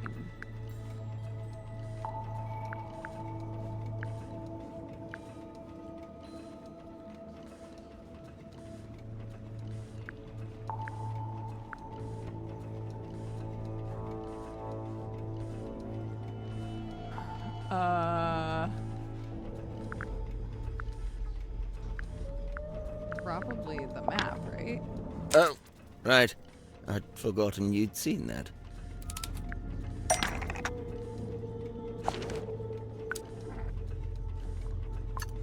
This is the right clue, but let's be specific. Which part relates to both Grip and Mortuga? Oh. Map interpreted by Godric Grip. For customer, Magnus Mortuga. It's a record of service from your shop. Not the one here in the submarine, but the real one in the town. It's all there in black and white, I suppose. Yes, indeed. Some time ago, Mortuga came into my shop. He showed me the map and asked if I'd be able to interpret it for some voyage he was planning. Interpret it? It's marked with an X, but there's nothing in the way of coordinates. Nor are there any apparent landmarks, given that it's just describing an area of ocean. So, how did you work it out? By employing every ounce of my skill. By working harder than I'd ever worked. Something about that map, the mystery of it, the feeling of chasing down the unknown. It grabbed me, and it didn't let go. For 2 weeks, it was all I thought about. I was so focused on it, I barely slept. Easily the most thrilling job I'd ever taken on. I even waived the payment. I couldn't in good conscience charge for something I'd enjoyed so much. The problem was, afterwards, all my other work suddenly seemed banal. I began to daydream of that thrilling feeling, that pursuit of the unknown. It led me to eventually close up shop and head out in my balloon, on a voyage of my own, which, as you know, ended rather abruptly. Right. But to be pulled from the ocean by Magnus Mortuga himself, and to find that very same map laying on his desk. I asked him at once if he'd ever followed the map to the coordinates, and he said he hadn't. I was disappointed at first, but then I realized we had the submarine. We could still go, right now. But Mortuga told me we would be doing no such thing. In fact, we weren't to be navigating anywhere. Instead, he seemed insistent in hovering near the Silkworm Coast, like something was keeping him tethered to it. So, you tried steering the submarine yourself? I'd convinced myself it was what Mortuga secretly wanted, even if he was refusing to admit it. I thought a little nudge might be just what he needed, get him out of his comfort zone, you know. But as I've already admitted, it didn't go to plan. Mortuga came into the control room, we briefly fought, the wheel was broken, and that was it. My request denied, I soon found myself opening a new branch of Grip's Emporium right here in the engine room, which, of course, necessitated the construction of a new Cornelius cane. There's one thing I don't understand. If Mortuga didn't intend to use the map, why did he keep it around? I don't suppose we'll ever find out. I think I know. You do? Mm-hmm. There's a good reason why Mortuga didn't want to follow the map.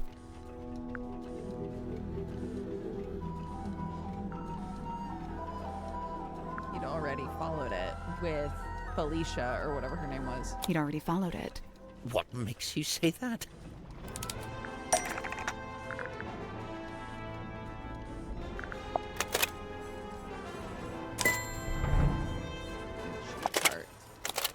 This is a film of Magnus Mortuga and a woman named Felicia Stonetop. They're talking about their plans to follow the map. Remarkable. Wait, was that filmed here on the submarine?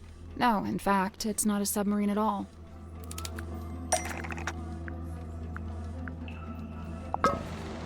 The ship was called the Dearest Selena, but it belonged to Felicia Stonetop. She was the captain and Mortuga was her helmsman. See, he's at the top there, manning the wheel. You know, that's been on his desk since I arrived, and I never once thought to ask him about it. So, okay, we know they intended to follow the map, but do we know if they actually managed it? Good point. Making plans is one thing, but a successful expedition is quite another.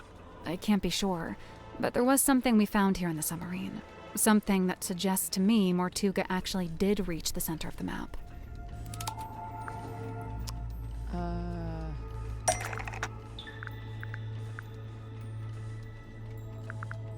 Something to suggest that Mortuga successfully reached the center of the map. Thought maybe the paintings, but...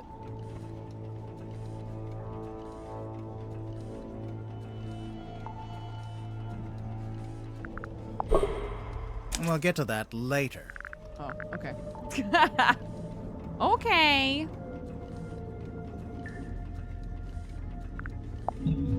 What's that got to do with it?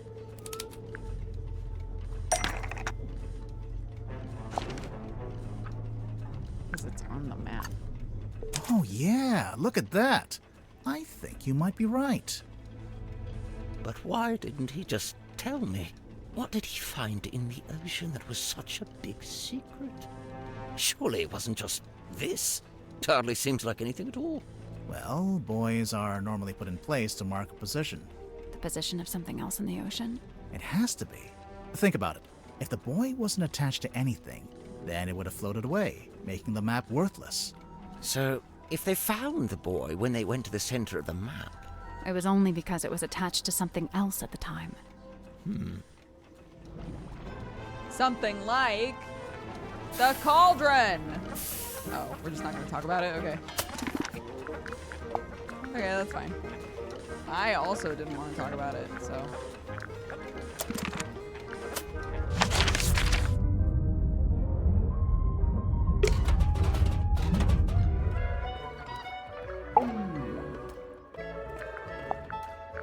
Grip's got his brand figured out, huh? Kind of an 18th century vaudeville aeronaut vibe? Even just the choice to use the word emporium.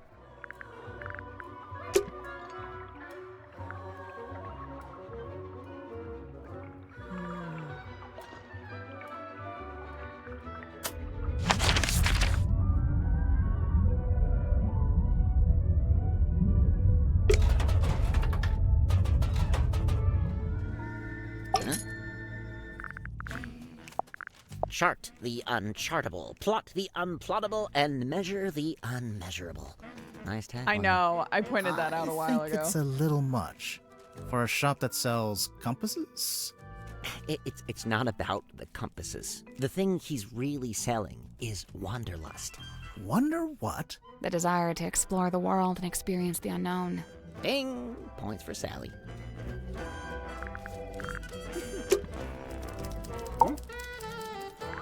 Hey, buddy. Apparently, Grip ended up on the submarine because he crashed his balloon over the ocean. I mean, it's a great story, but... You don't think it's true?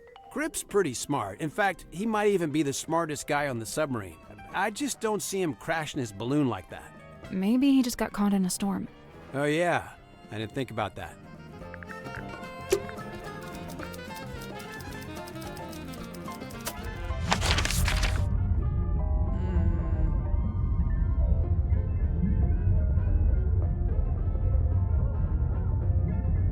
Yeah, I've only ever pronounced it buoy.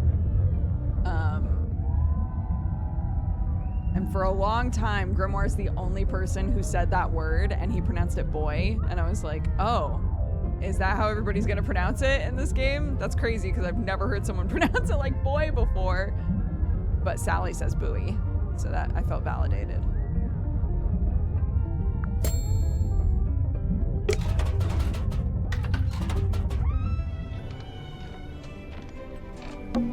Down periscope. Down periscope. Oh, what's that? It's a throne. It's not a throne. Oh, well, what is it? Well, it's the captain's control chair. There's a label taped to the back. Maybe it says what kind of chair it is. That's not a label. It's a whole document. Here we go. Type of document that was taped to the back of the captain's chair. There are 2 handwritten signatures at the bottom. This contract represents an agreement between 2 individuals in contention over the ownership and command of the Mortuga submarine. For their own safety and privacy, these 2 people shall only be referred to as Party A and Party B. Previously, Party A had been considered the legal owner of the Mortuga submarine and thus its rightful commander. However, a recent development has exposed that Party B is in fact the legal owner of the vessel. This proves Party B is the rightful commander of this vessel and all its operations. Signed, Magnus and Cynthia. But we've already pointed out that that's not his actual signature, right? Hey, can I ask you about that? There it is, in black and white. Signed by me, signed by Mortuga. Yeah, I can see. Where'd it come from? Mortuga wrote it. I think he used a typewriter. And what? He presented it to you? When? Well, no, because he died. So. But we've both signed it, so yep, it's binding. Any further questions? Yeah. How did you... No? Great, let's move on. Have we talked about the possibility that they are siblings? Is that a possibility?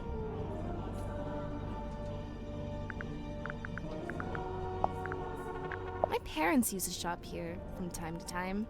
They'd complain that Mr. Grip would charge them full price, even though they were locals. Heh. Grip's not one to give out discounts, huh? Still don't have enough. I want to go talk to JD again. This was written with a typewriter, and you are the only person with a typewriter, my dude. So, I noticed Mortuga's contract has been typed. Yeah, he clearly used my typewriter to make it. Did you give him permission? No. So how did he know how to use it? It's a typewriter. Mortuga might have been, outdoorsy, but he wasn't an idiot. Brother, There's no something one. suspicious about Let's go talk to her. No one knows how to use his typewriter. It's a garbled mess. He's the only one that can use it. There's something suspicious about Mormon. Let's go talk to him. No, one at a time.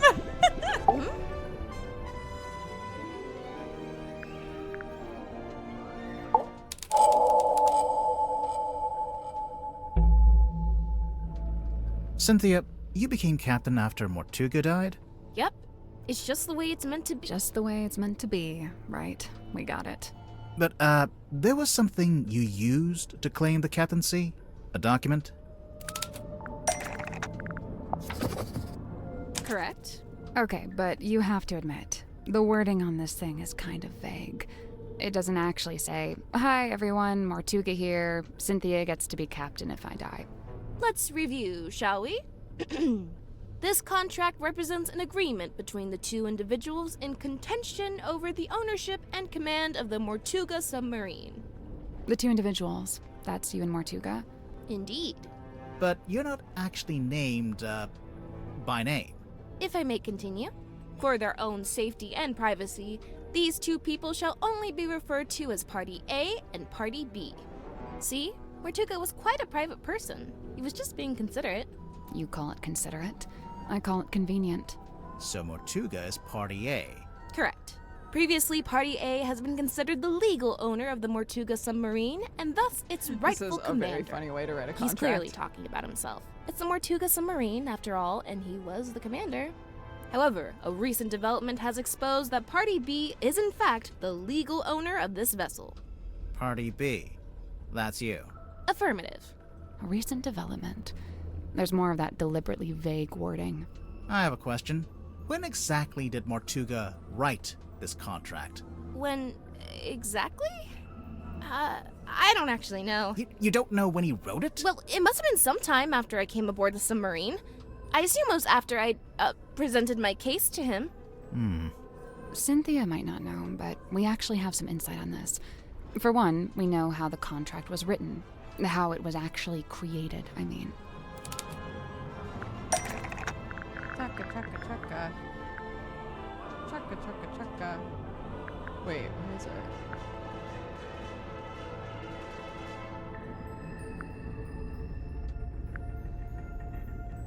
Oh my god, there it is. Jeez. It was typed on Warman's typewriter, so it was made sometime after Warman arrived. And Warman and Dirk arrived after I did, so this gets me off the hook. Try not to sound too relieved. Off the But hook. yeah, this does seem to Girl. confirm it. So, my next question is this. When did you sign the contract? A little while ago? Some amount of time ago? If this conversation gets any more vague, I'm going to cry. Was it a day before the murder? A week? Surely it was at some point before the murder. Otherwise... I think it might be time to make an accusation.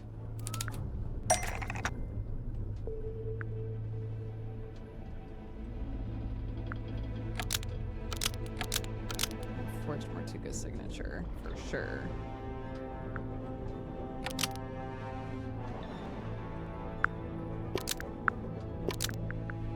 Cynthia Seafoam signed the contract after Mortuga's murder and forged Mortuga's signature.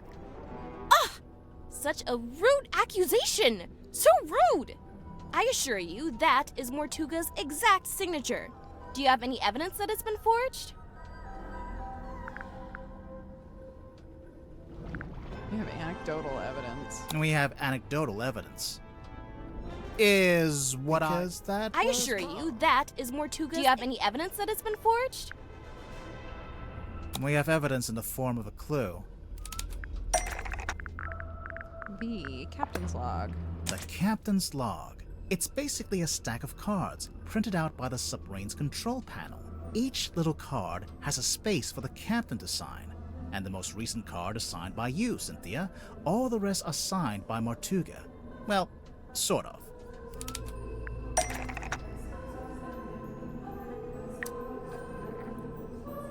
Mortuga's signature on the contract doesn't look anything like Mortuga's signature on this card.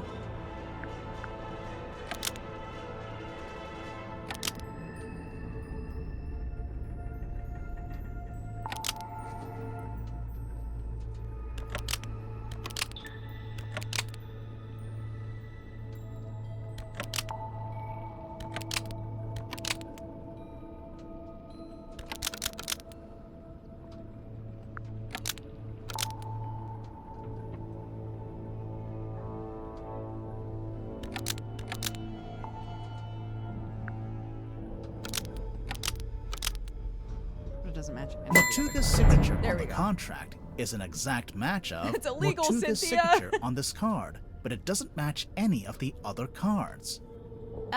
Yeah. It's a perfect match. What's the problem? The perfect match is the problem. You were too accurate. If you'd done a worse job, you might have gotten away with it. What do you mean? If you look through the cards, Mortuga never signs his name the same way twice. But the signature on the contract matches one of them exactly, which seems to be proof that you copied it, or traced it, or whatever it was. Oh. Whoops. Didn't notice that. I thought it was his signature. Why doesn't he have a signature? So, if Cynthia forged the signature, that means Mortuga had the contract typed up, but then never signed it? Right after Mortuga was killed, I went looking to see if he'd written a will. That's when I found it, laying inside the little hatch in the control panel. I grabbed it and hurried back to my room to read it. After reading it, I could come to only one conclusion, that he wrote it about me, but never got a chance to show it to me. Remind me why you were so sure it was written about you? A recent development has exposed that Party B is in fact the legal owner of this vessel. You're really the legal owner of the Mortuga submarine? It was originally the Seafoam submarine.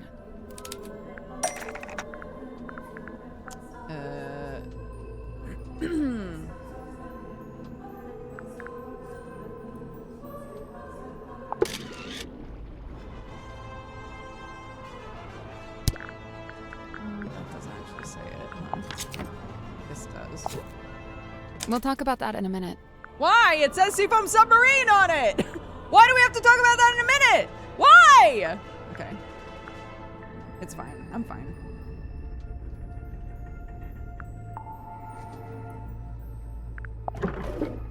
I mean, I get it, but that's... It's the Indeed.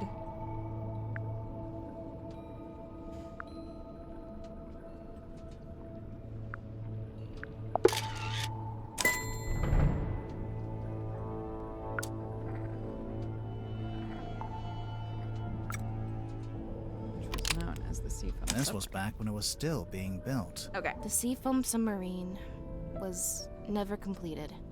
We got close, and then we stopped.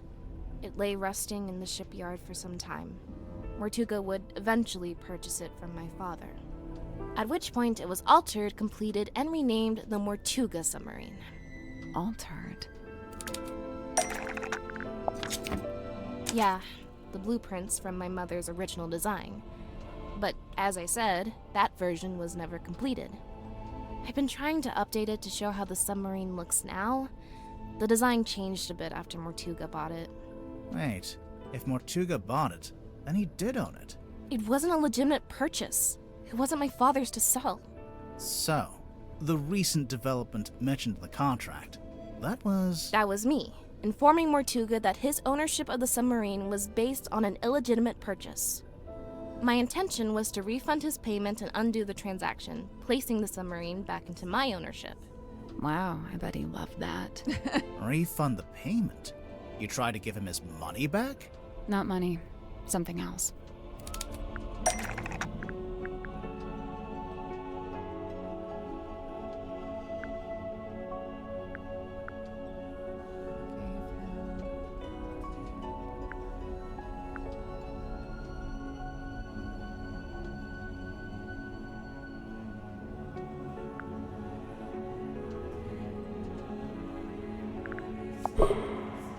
Cauldron?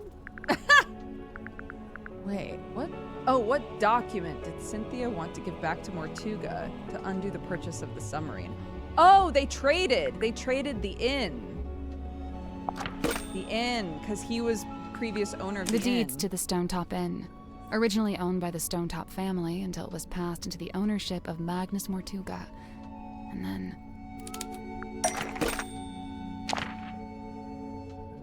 This is the correct clue, but we need to choose... That is the right part.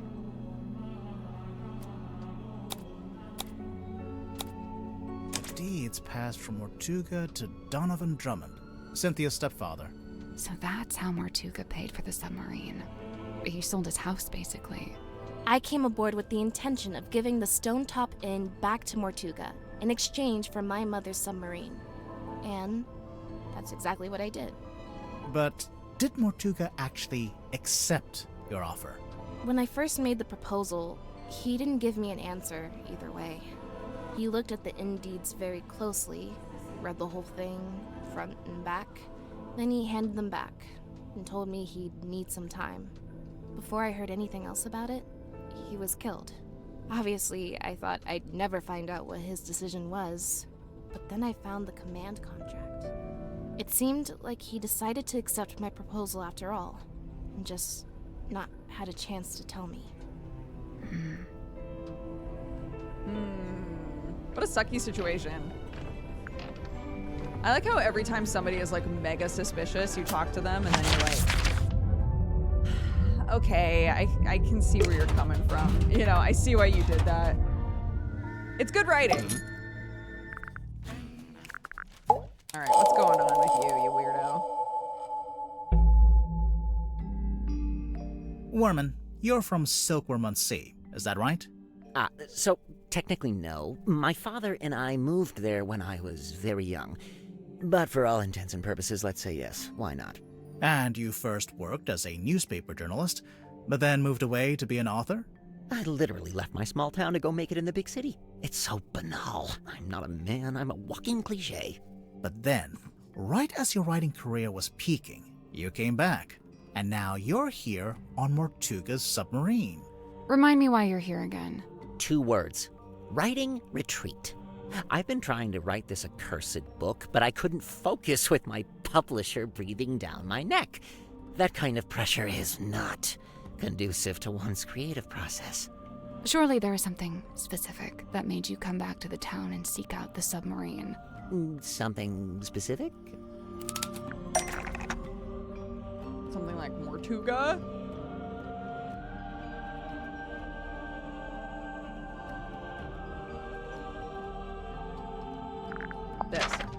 So you got this letter from someone called T.W. Ibis, who says... Ibis? Never heard of him. Oh, it's a him.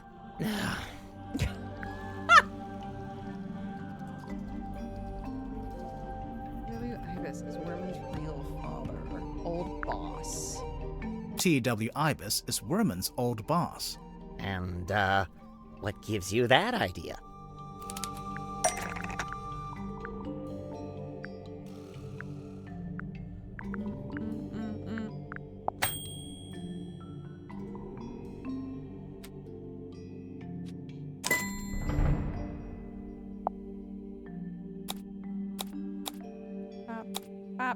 Oh, look at you guys doing a little investigative journalism of your own, huh? So this Ibis guy, this is someone you really looked up to, like a mentor. Steady now. He was just my boss. Let's not get all schmaltzy with this. Evidence to suggest Worman looked up to Ibis or would value his opinion.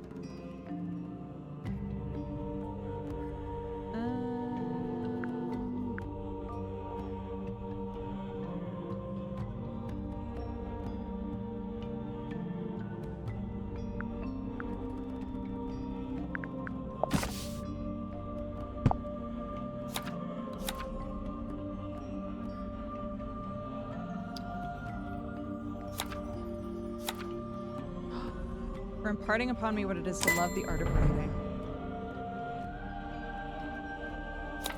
What? That part. For T.W. Ibis, who imparted upon me what it is to love the art of writing. I'm aware of what it says, all right? Can we just settle down? Guys, there's something bothering me.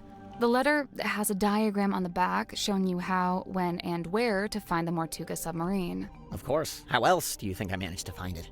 Magnus Mortuga's submarine is the stuff of urban myth. It's not exactly public knowledge. But that's my problem. How would Ibis know about it? He's not on board, is he? No, and as far as I know, he never was. He's not even living in the town anymore. But then how... Yeah, no, I have no idea. FYI, I've officially decided not to worry about it. Looking at the That's actual none of my letter, business. he first insults your integrity as an author, and then presents a solution, basically offering you the chance to get onto the submarine and find Mortuga yourself. A chance to meet Mortuga. So that's what convinced you to come back here.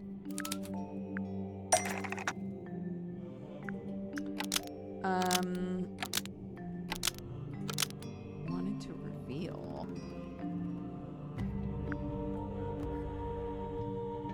Doom's hair care routine.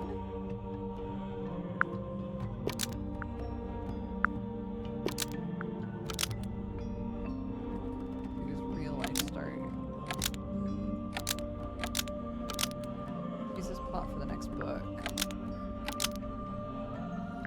J.D. Worman needed to steal Mortuga's real-life story to use as the plot for his next book. I noticed you went straight for my sense of self-worth there. The main character of your book, Marcus Mordoom, he's based on Mortuga, isn't he? Loosely inspired by. That's an important legal distinction.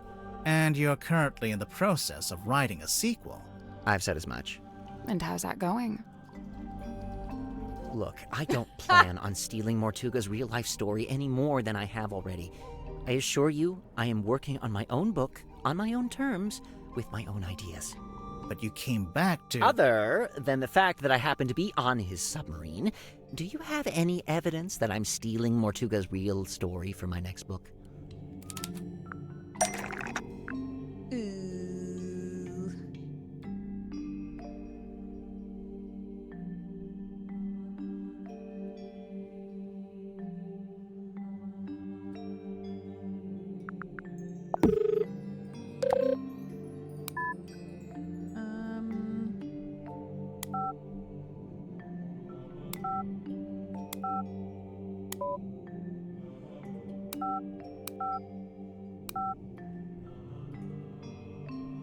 Okay, not that. Worman might be planning his next book around Mortuga's real-life story. Oops. Oh, this! Surely.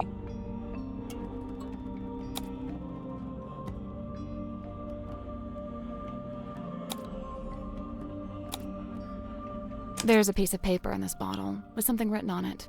In fact, it's a little typed story that details the circumstances of Mortuga's real-life, death. A story? I don't know. It reads more like an arcane incantation. Why don't you ask Symmetry about it, or Zephyr? Just look at that symbol. What is that? Some kind of sacred geometry? Really not my wheelhouse at all. It's a drawing of a room. It's a drawing of a room on the submarine. It's a diagram of the crime scene. There's the window, the cauldron, and Mortuga's body laying on the ground. Where did you find this bottle?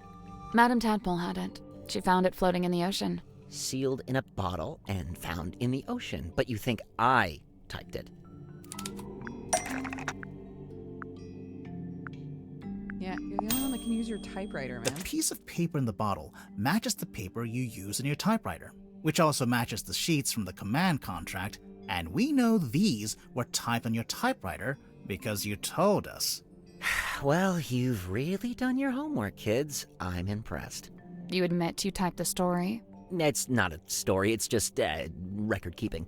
After Mortuga died, I thought someone should write an account of what happened. Nice try. But just looking at it, I can tell it's supposed to be a plan for your next novel. We need a clue to compare with the message in the bottle. Something to prove it's a story outline for Worman's next novel.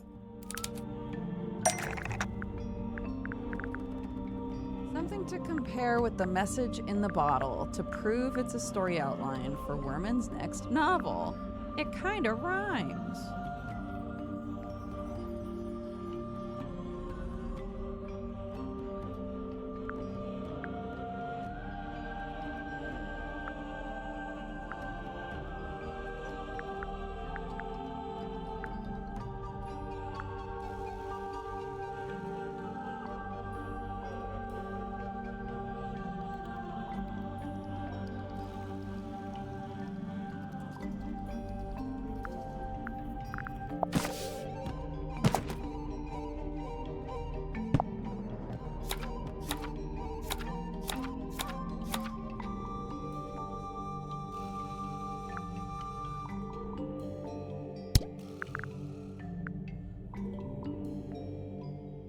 Something to compare with the message in the bottle?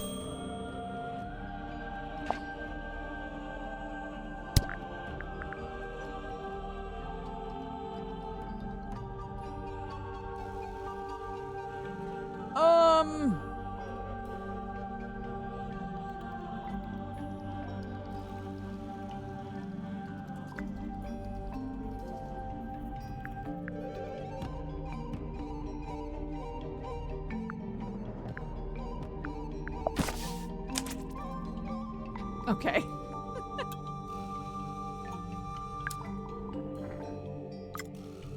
First, the cauldron title is drawn in the same style.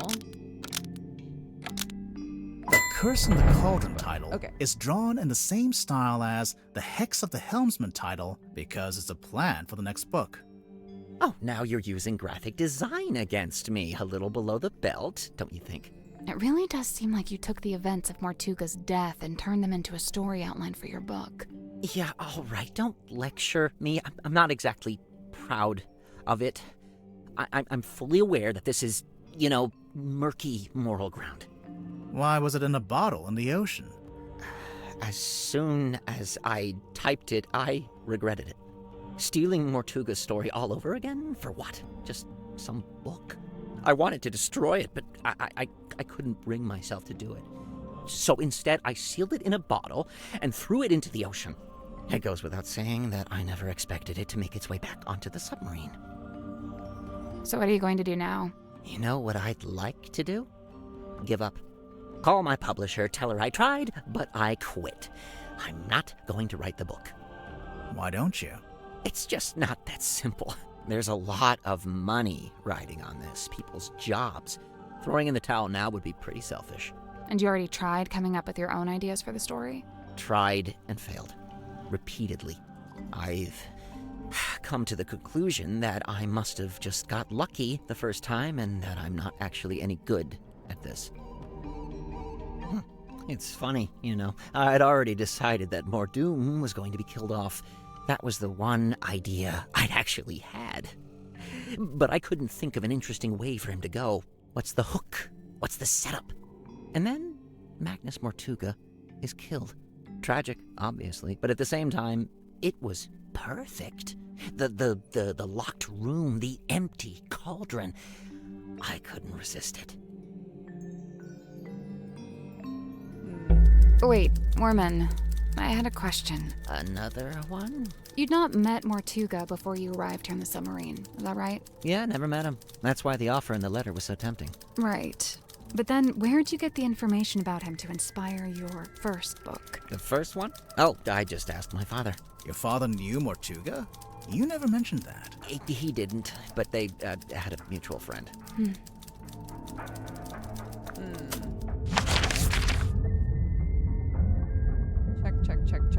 Check. Everybody except Tapdol.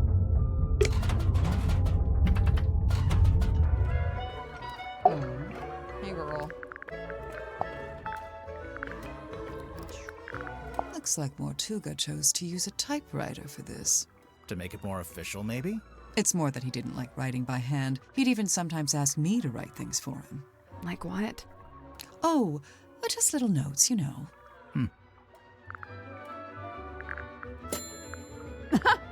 Nothing comes to mind. Okay.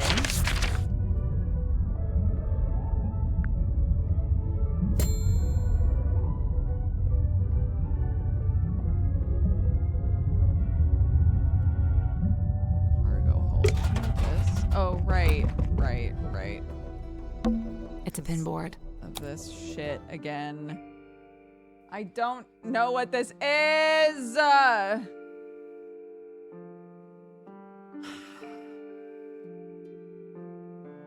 I'm gonna take a quick break. I will be right back. Hey, I think we're only a couple mini mushies away from 500. Wahoo! If you think you've got a proper home for a mini mushy, check out the Makeshift campaign, ! Plush. I'll be right back. Okay, hi, sorry. I was talking with my mother-in-law. Her stitches just popped. That's not good.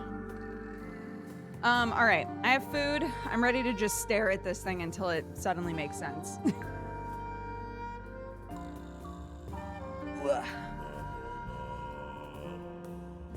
Okay. Let's see. What the fuck? Have I tried submitting with them just in their rooms?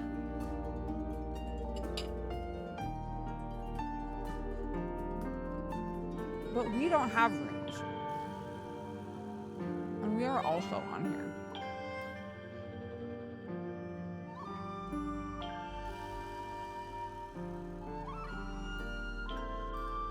I think this is like a who knows who or who knew who.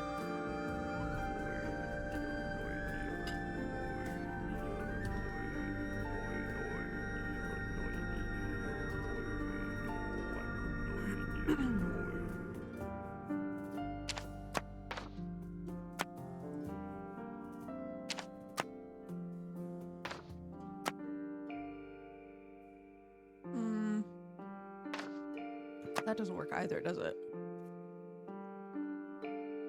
Well,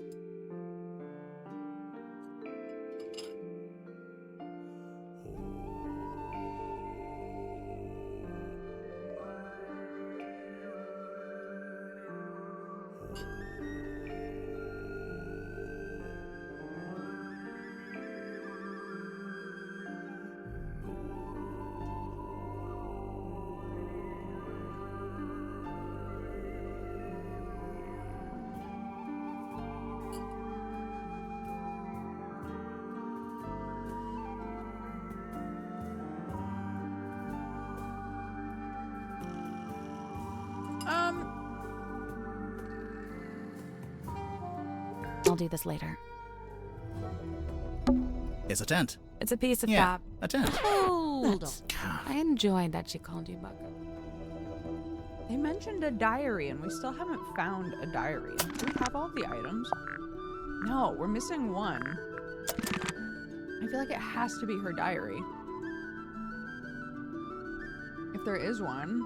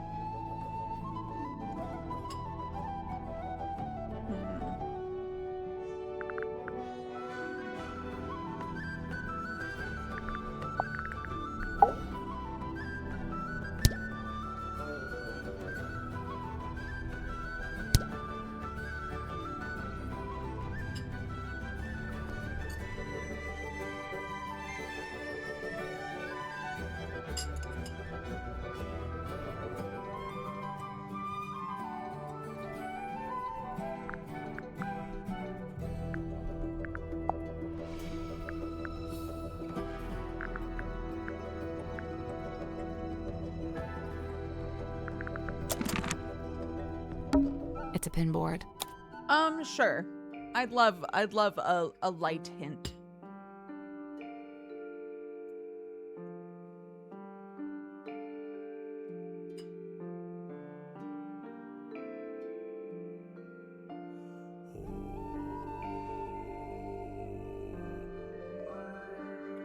Talk to her again?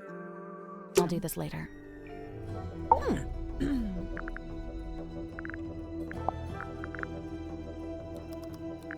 You know, one of the reasons I found it hard to research Mortuga was that there really wasn't much of a paper trail. Well, seems like he changed his ways. Yes, it's rather odd, isn't it? I wonder what compelled him to draw up a contract like this. I can't help but feel like the idea must have come from someone else. I'm getting mahogany embedded with sea salt. Maybe from when Grip crashed his balloon into the ocean? No, the basket is made from wicker and carbon fiber. The wood inside the basket, that's the mahogany. Huh.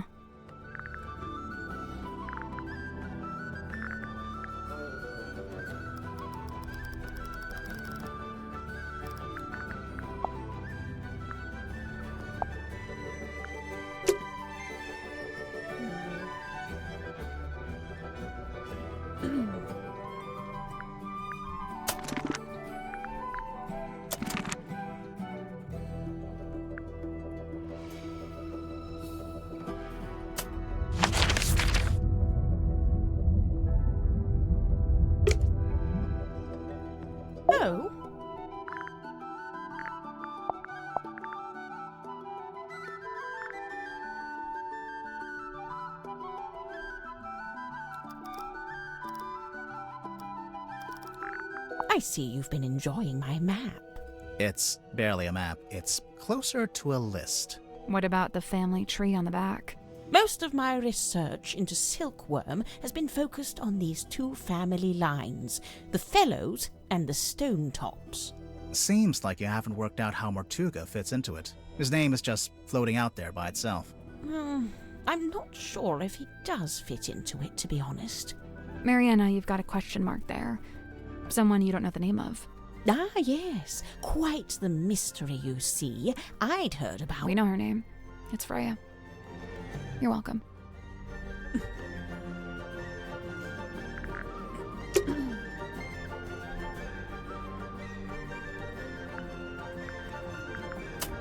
Check marks next to people mean we've interrogated them. We've interrogated everybody except for Tapdol.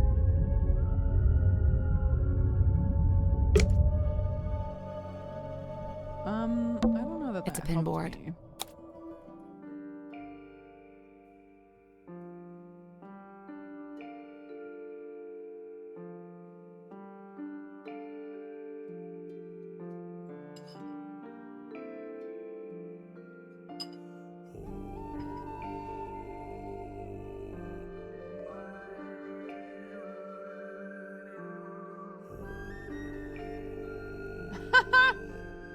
Junior, happy 69 months. Very nice.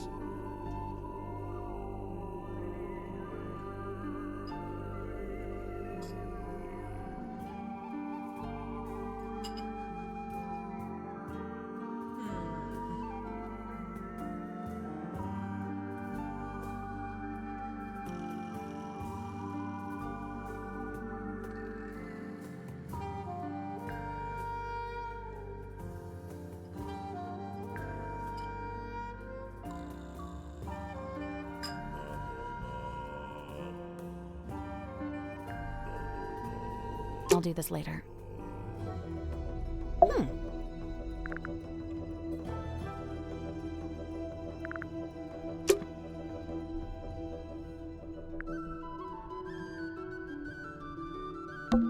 It's a big traveler's backpack. When you're done smelling There's something in the pouch I think we should take a look at. What's in these old ones? What did I tell Always bring... It's a tent. It's a piece of Yeah, fab. a tent. Hold on. That's private. I enjoyed that she called you Bucko. Okay.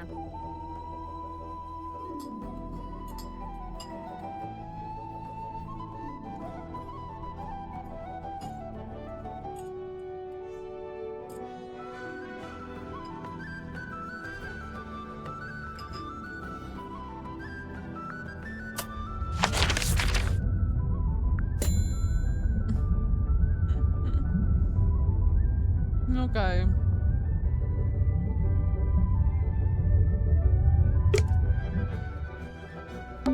It's a pin board.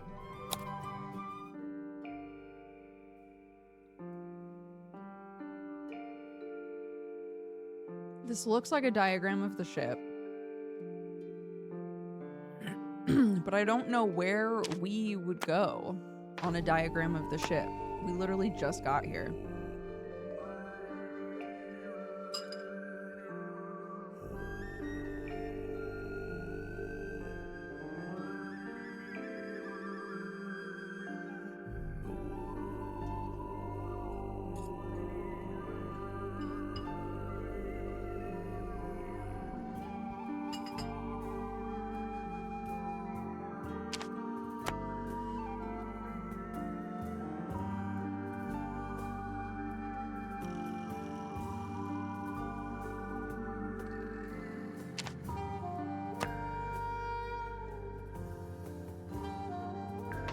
I don't think it's anything I would have to reference back to information for because they don't let me do it.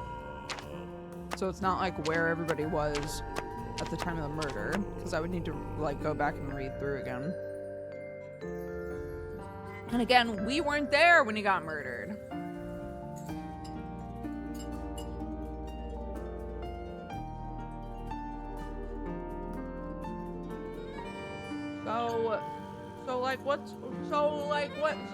So what the shit?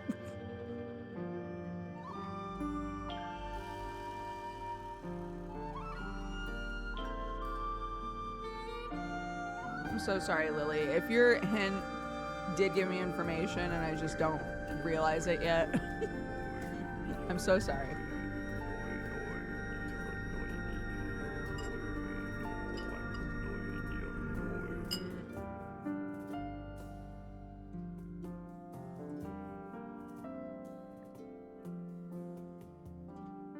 I'll do this later.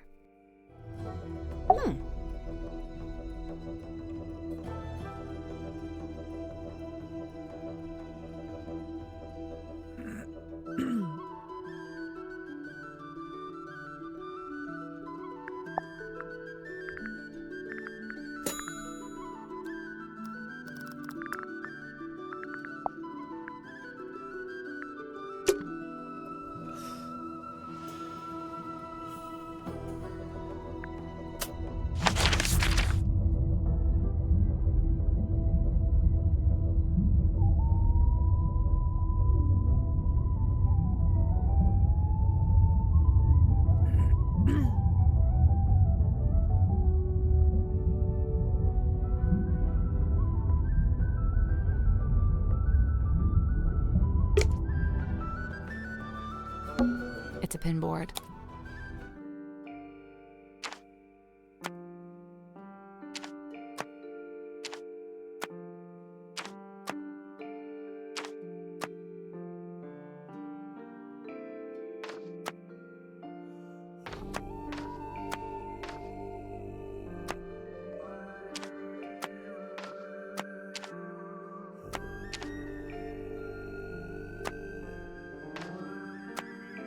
Nope. So, there's a drawing. Each one needs to be moved to the right place on the...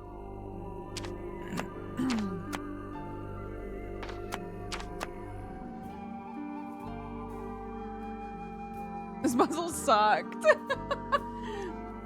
Thank you. That does make me feel better.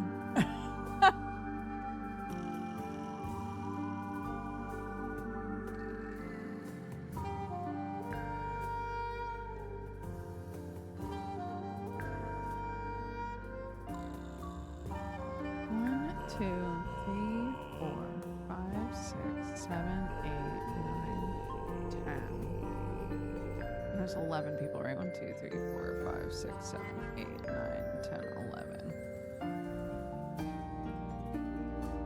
I'm still stuck on, like, it being about who knew each other when.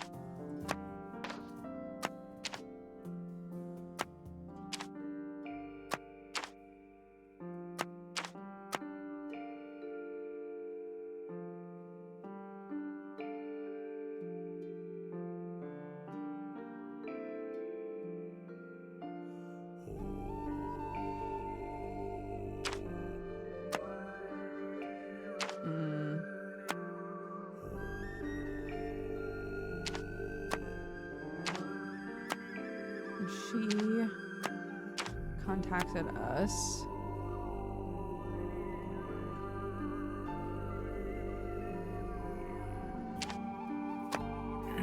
I can't remember why she came on the ship.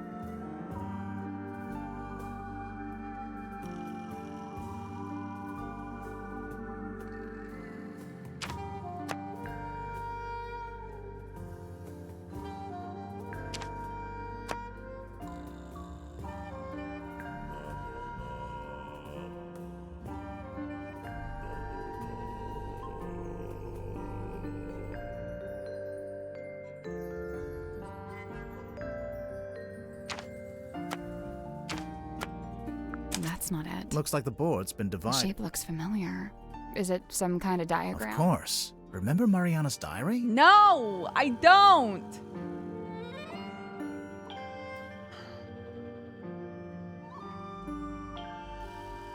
come back later. It's a pinboard.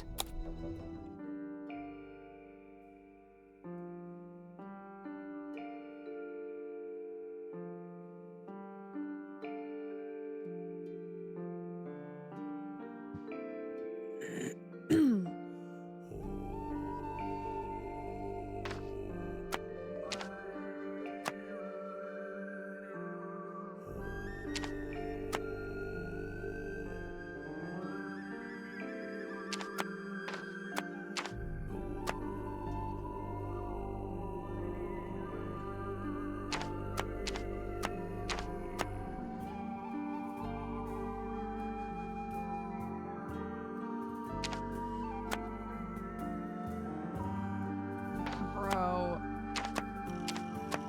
The, like, use of string and tape is really messing with me.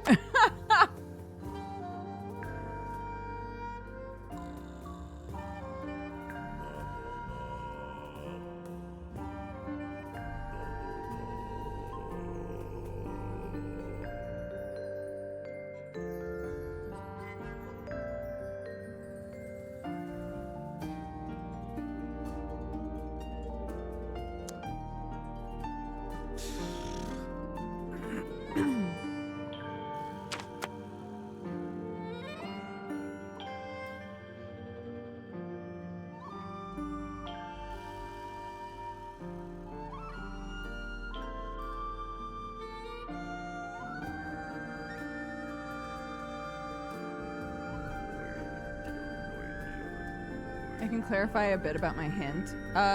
Sure. Your original hint was just to talk to her, right?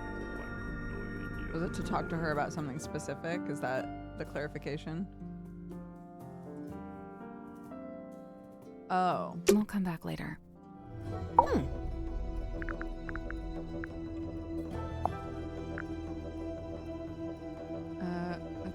A merciless wind rattles the rotting wood of the old silkworm harbour.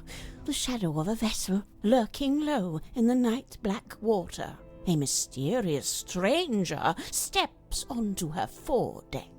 Cloaked in darkness, she slips inside the submarine. Who is she? What is her dark purpose? It's you. We get it. A mysterious stranger, I said. She descends into an ornate parlour, empty, save for a lone figure standing by the fire. So, not empty. He turns, his face still half hidden in flickering shadow. It is Captain Magnus Mortuga. What was he like? Nice guy. Stoic, but polite. Kind. He tells me to wait in the control room and then disappears off towards the back of the ship. After a little while, he comes back.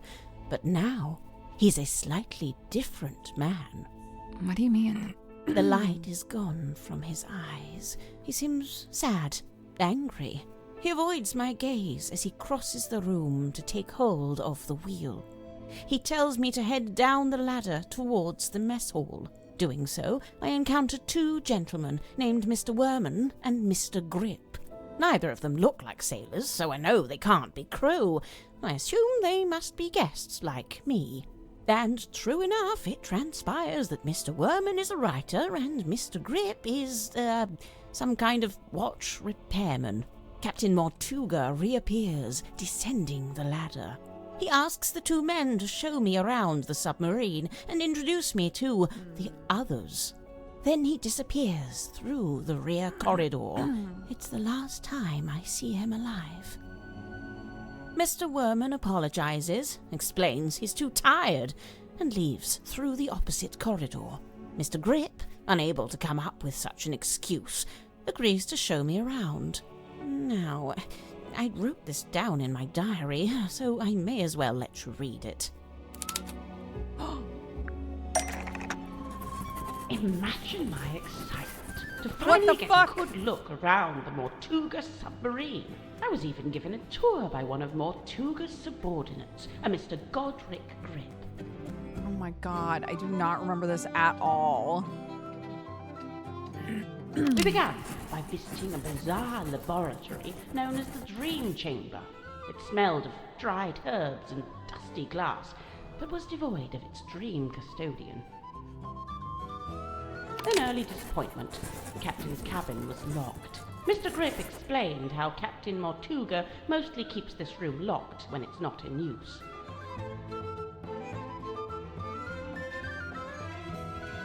We climbed down into the living quarters, where a pair of bunk rooms sat at the end of a corridor. The first smelled of crayon dust and unwatered flowers. A young woman was laying in her bed, poring over an old document. She hastily hid the document away and introduced herself as Miss Cynthia Seafoam, a name to remember, dear reader, as she will shortly become quite important. The second bunk room smelled of aftershave and desperation. The two men within, Mr. James Werman and Mr. Dirk Dansom, both appeared to be asleep, so we decided not to intrude. Next on the tour, a room inhabited, by the looks of things, by a young child who is also a stage magician. Sadly, this mythical child magician is nowhere to be seen. The room at the very end of the hallway was sealed with a heavy bulkhead door. Mr. Grip dismissed it as a storeroom that only Captain Mortuga makes use of. Perhaps you'll agree with me, dear reader, when I suggest the peculiarity of a simple storeroom being sealed off with such a significant door. Mr. Grip took me down to the cargo hold. It smells of damp wood and tarred rope. Yes, I describe it in the present tense, for it is here I sit as I write this very diary. Next door, the engine room, burnished bronze and tea-stained parchment. I learned that it's something of a nest for Mr. Grip himself. So potentially and thus was currently unoccupied. It's a diagram of where she met each person. Outside, I encountered a Dr. Zacharias Zephyr, the aforementioned keeper of the dream chamber. Surprised to see us, he nearly dropped the empty glass bottle he was carrying. Clearly wishing to remove himself from the situation, the good doctor muttered something inaudible and disappeared up the ladder. We continued on into the next room, which I was amused to discover was some kind of shimmering mermaid grotto. I smelled her before I saw her. The unmistakable mix of salt, seaweed, and sequined spandex. It can only be Madame Tadpole, a name which may be familiar to long-time readers of this diary. Tadpole and I caught up, while Mr. Grip skulked in the doorway, clearly hoping this would mark the end of the tour, but it did not, dear reader. It did. Right, so, yes, I can see there's one more room to visit. Mr. Grip insists it's just the bilge, a dark, dank and smelly place, ill-frequented by humankind. I tell him he couldn't have sold it to me better if he'd tried. Okay. And that did not get added as a new item. It's a pinboard. Okay. So she met Dr. Zephyr here. She met her here.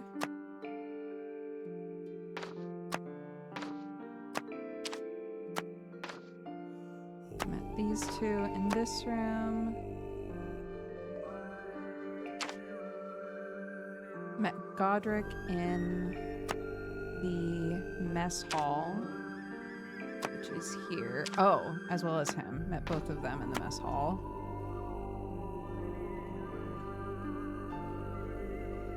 But then she's one of the faces, though.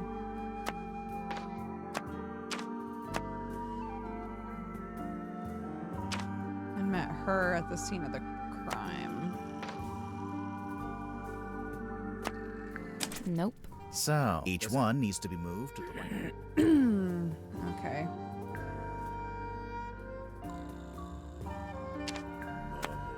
That's not it. Looks like the The board. shape looks familiar. Of Is it- course. Remember, Marie?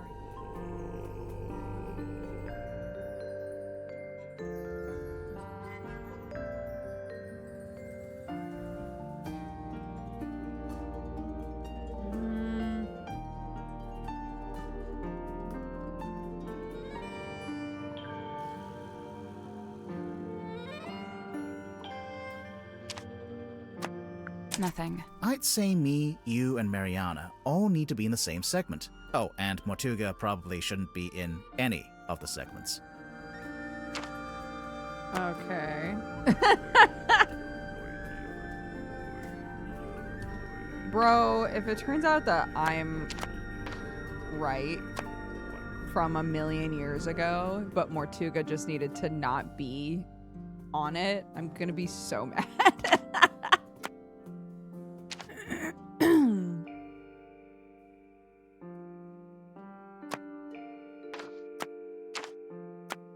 Nothing. I'd say and Mortuga probably should.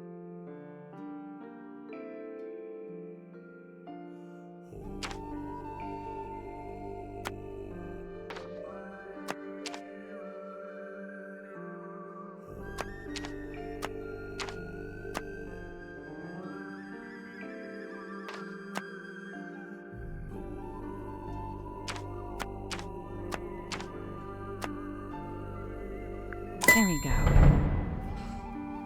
Nice. It's just where they are on the ship right now. It's literally just the map. It's exactly what I said it probably wasn't, because we already had a map.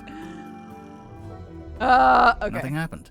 What were you expecting? Normally, when we complete a puzzle, something unlocks and we get a new clue. Yeah, we've been conditioned to expect it. If it's a clue you want, take a look on the back of the pin board. What's this? Ooh. An instant photo depicting a muscular man found in the cargo hold. That's Miss Tapdole.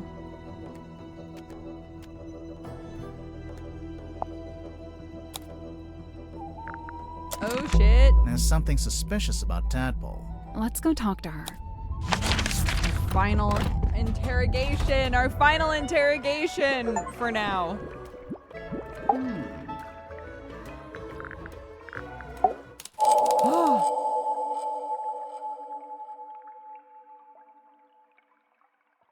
We already had a map, but she didn't. That's so fair. Tadpole, I'm not what the would you center say of the your universe. relationship with Mortuga was like? We got on great. Where's this going? Did you ever disagree with him? Argue with him? Nope. Let's get to the point, I have evidence of Tadpole having a disagreement with Mortuga. Yeah. On this. Come on, give it up. Just let me take it. I'm sorry, Tanya. I cannot. But why'd you even need to? I've told you before. No, you haven't. All you've ever told me is that you... I'd like to request that you return to your room. I have something I must attend to. Someone sneaking around recording me with a dictaphone? Seems like it. It may have been recorded without permission, but it's still a record of a conversation you had with Mortuga. It sounds like you're trying to get something from him. Some kind of object he was keeping from you? An object? Nope. So then what were you talking about? I don't want to tell you. You'll take it the wrong way. It's just, you were seen rummaging through Mortuga's bookcase. The one in this cabin. Someone sneaking around watching me rummage through bookcases? I thought maybe you were looking for this. So something Tadpole could have been trying to get from Mortuga's bookcase.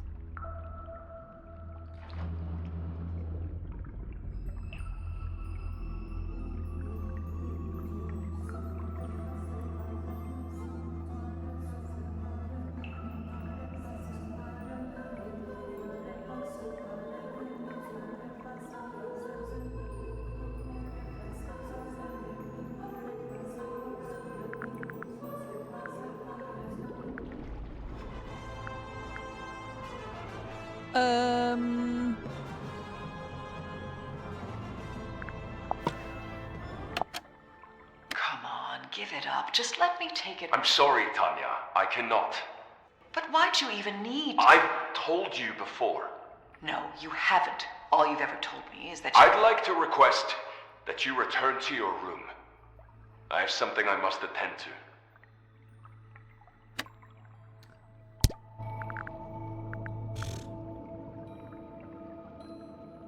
This? That's not right. Okay. This? Ah, nope. That all you got? I mean, it would neatly explain what that argument was about. Not an argument. And obviously I noticed that there's a dried blood stain on the front of the book. Nosebleed. Very common among divers. Oh, really? I assumed it was Mortuga's book because of the MM initials Nope, on the... it's nothing to do with him. It's just some old book. It's not important. Now, that's not quite true, is it? It's not even a book. It opens up into a little box. Mental note. Don't tell your birth date to Dirk Dansom. Well, even if you didn't take the book from Mortuga, there's something in there I wanted to ask you about.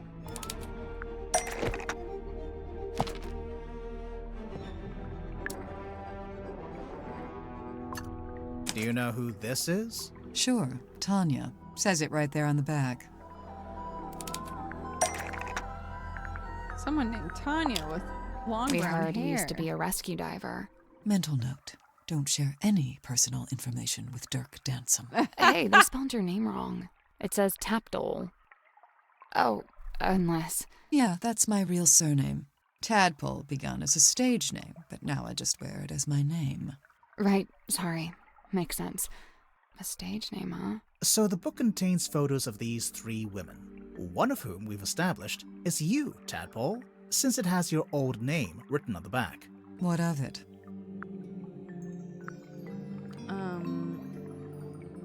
That means the book didn't originally belong It to probably Tadpole. means the book didn't originally belong to you. Right. Why would you have a record of yourself?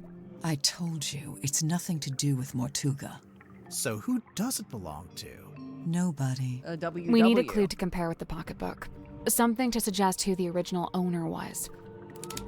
A WW. Who's a WW?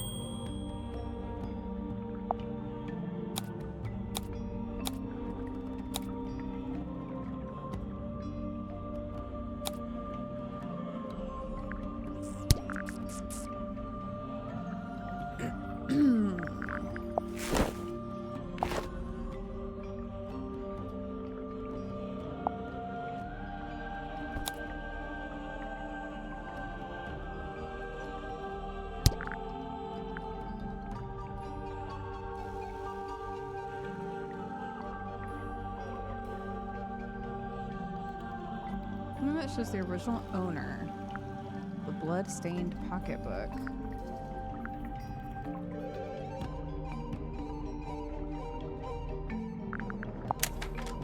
This. Waylon Wolf.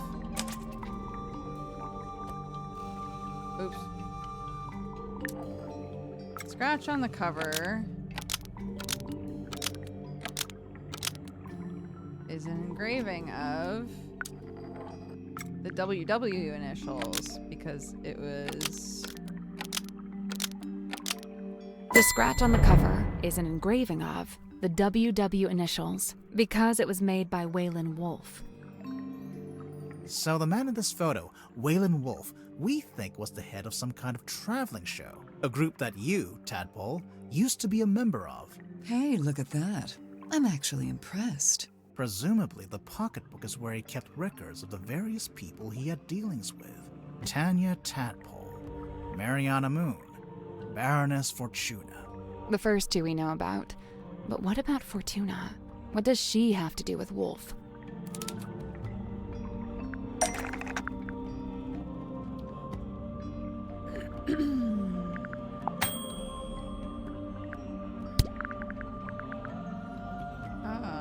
Would it be on this? I mean, I get it, but that's not quite right. Okay.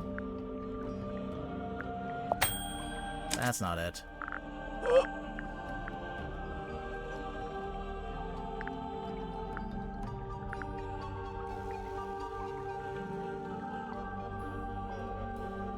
you have any context for Baroness Fortuna? Perhaps some kind of branding from the Fortuna Hall Theater.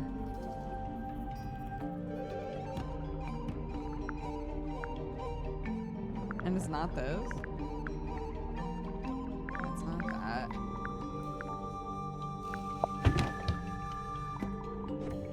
That's Fellow. That's not Fortuna.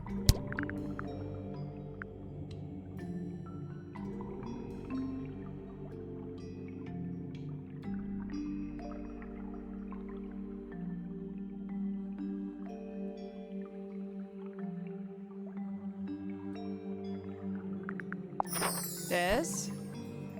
Yeah, there we go.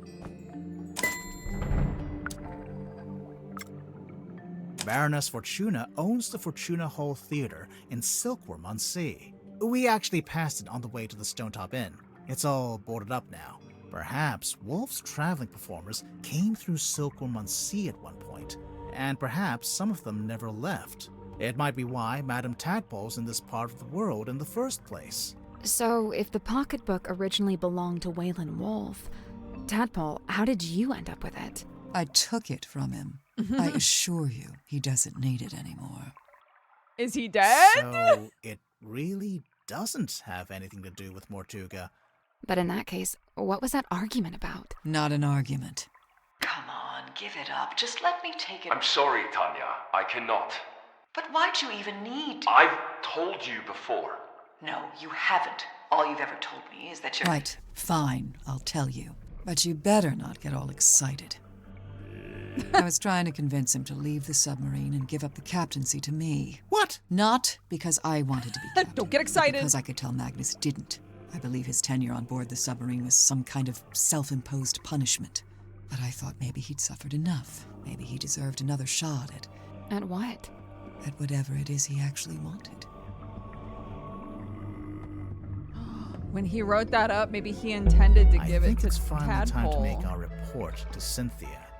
She'll be thrilled. Time to make a report. Oh my gosh!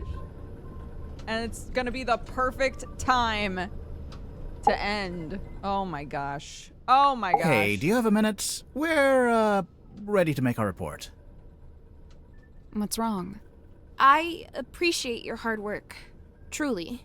However, I think it's time you left. What? We didn't even tell you what we found. People are starting to accuse each other. I don't like it. So you're giving up? You're not gonna see this through? Sorry, but I just think... maybe... What? That's just the way it's meant to be? I need to go.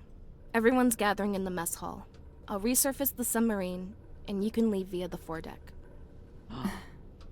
I guess we'd better go.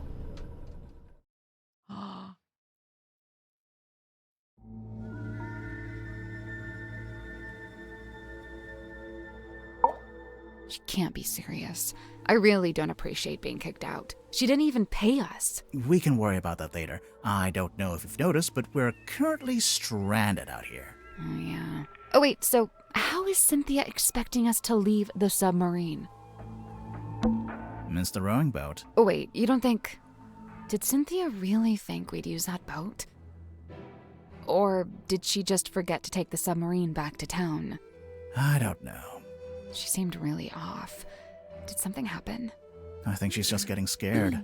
Scared of what? Exposing a murderer? Of the truth. Of facing the truth and all the consequences of it. Whatever they end up being. We're not really going to leave, are we? No, we're not done. Not yet. But what do we do? Remember what Cynthia said? Everyone's gathering in the mess hall. Seems like something of an opportunity. Aha. Not just that, but we're back on the surface too. We sure are. So, what are we waiting for? Yeah, time to sneak around. Time to sneak around. But we will save our sneaking for next time. Perfect place to stop at the beginning of chapter 3. So we will pick this up again tomorrow. It's sunset. Oh. It'll be dark soon. It will be dark soon. Yeah, it's hard to keep track of time when you're down there. We were down there all day and I barely felt it. Boop. 59% of the way through the game.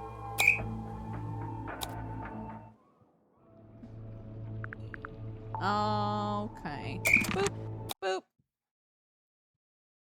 Great.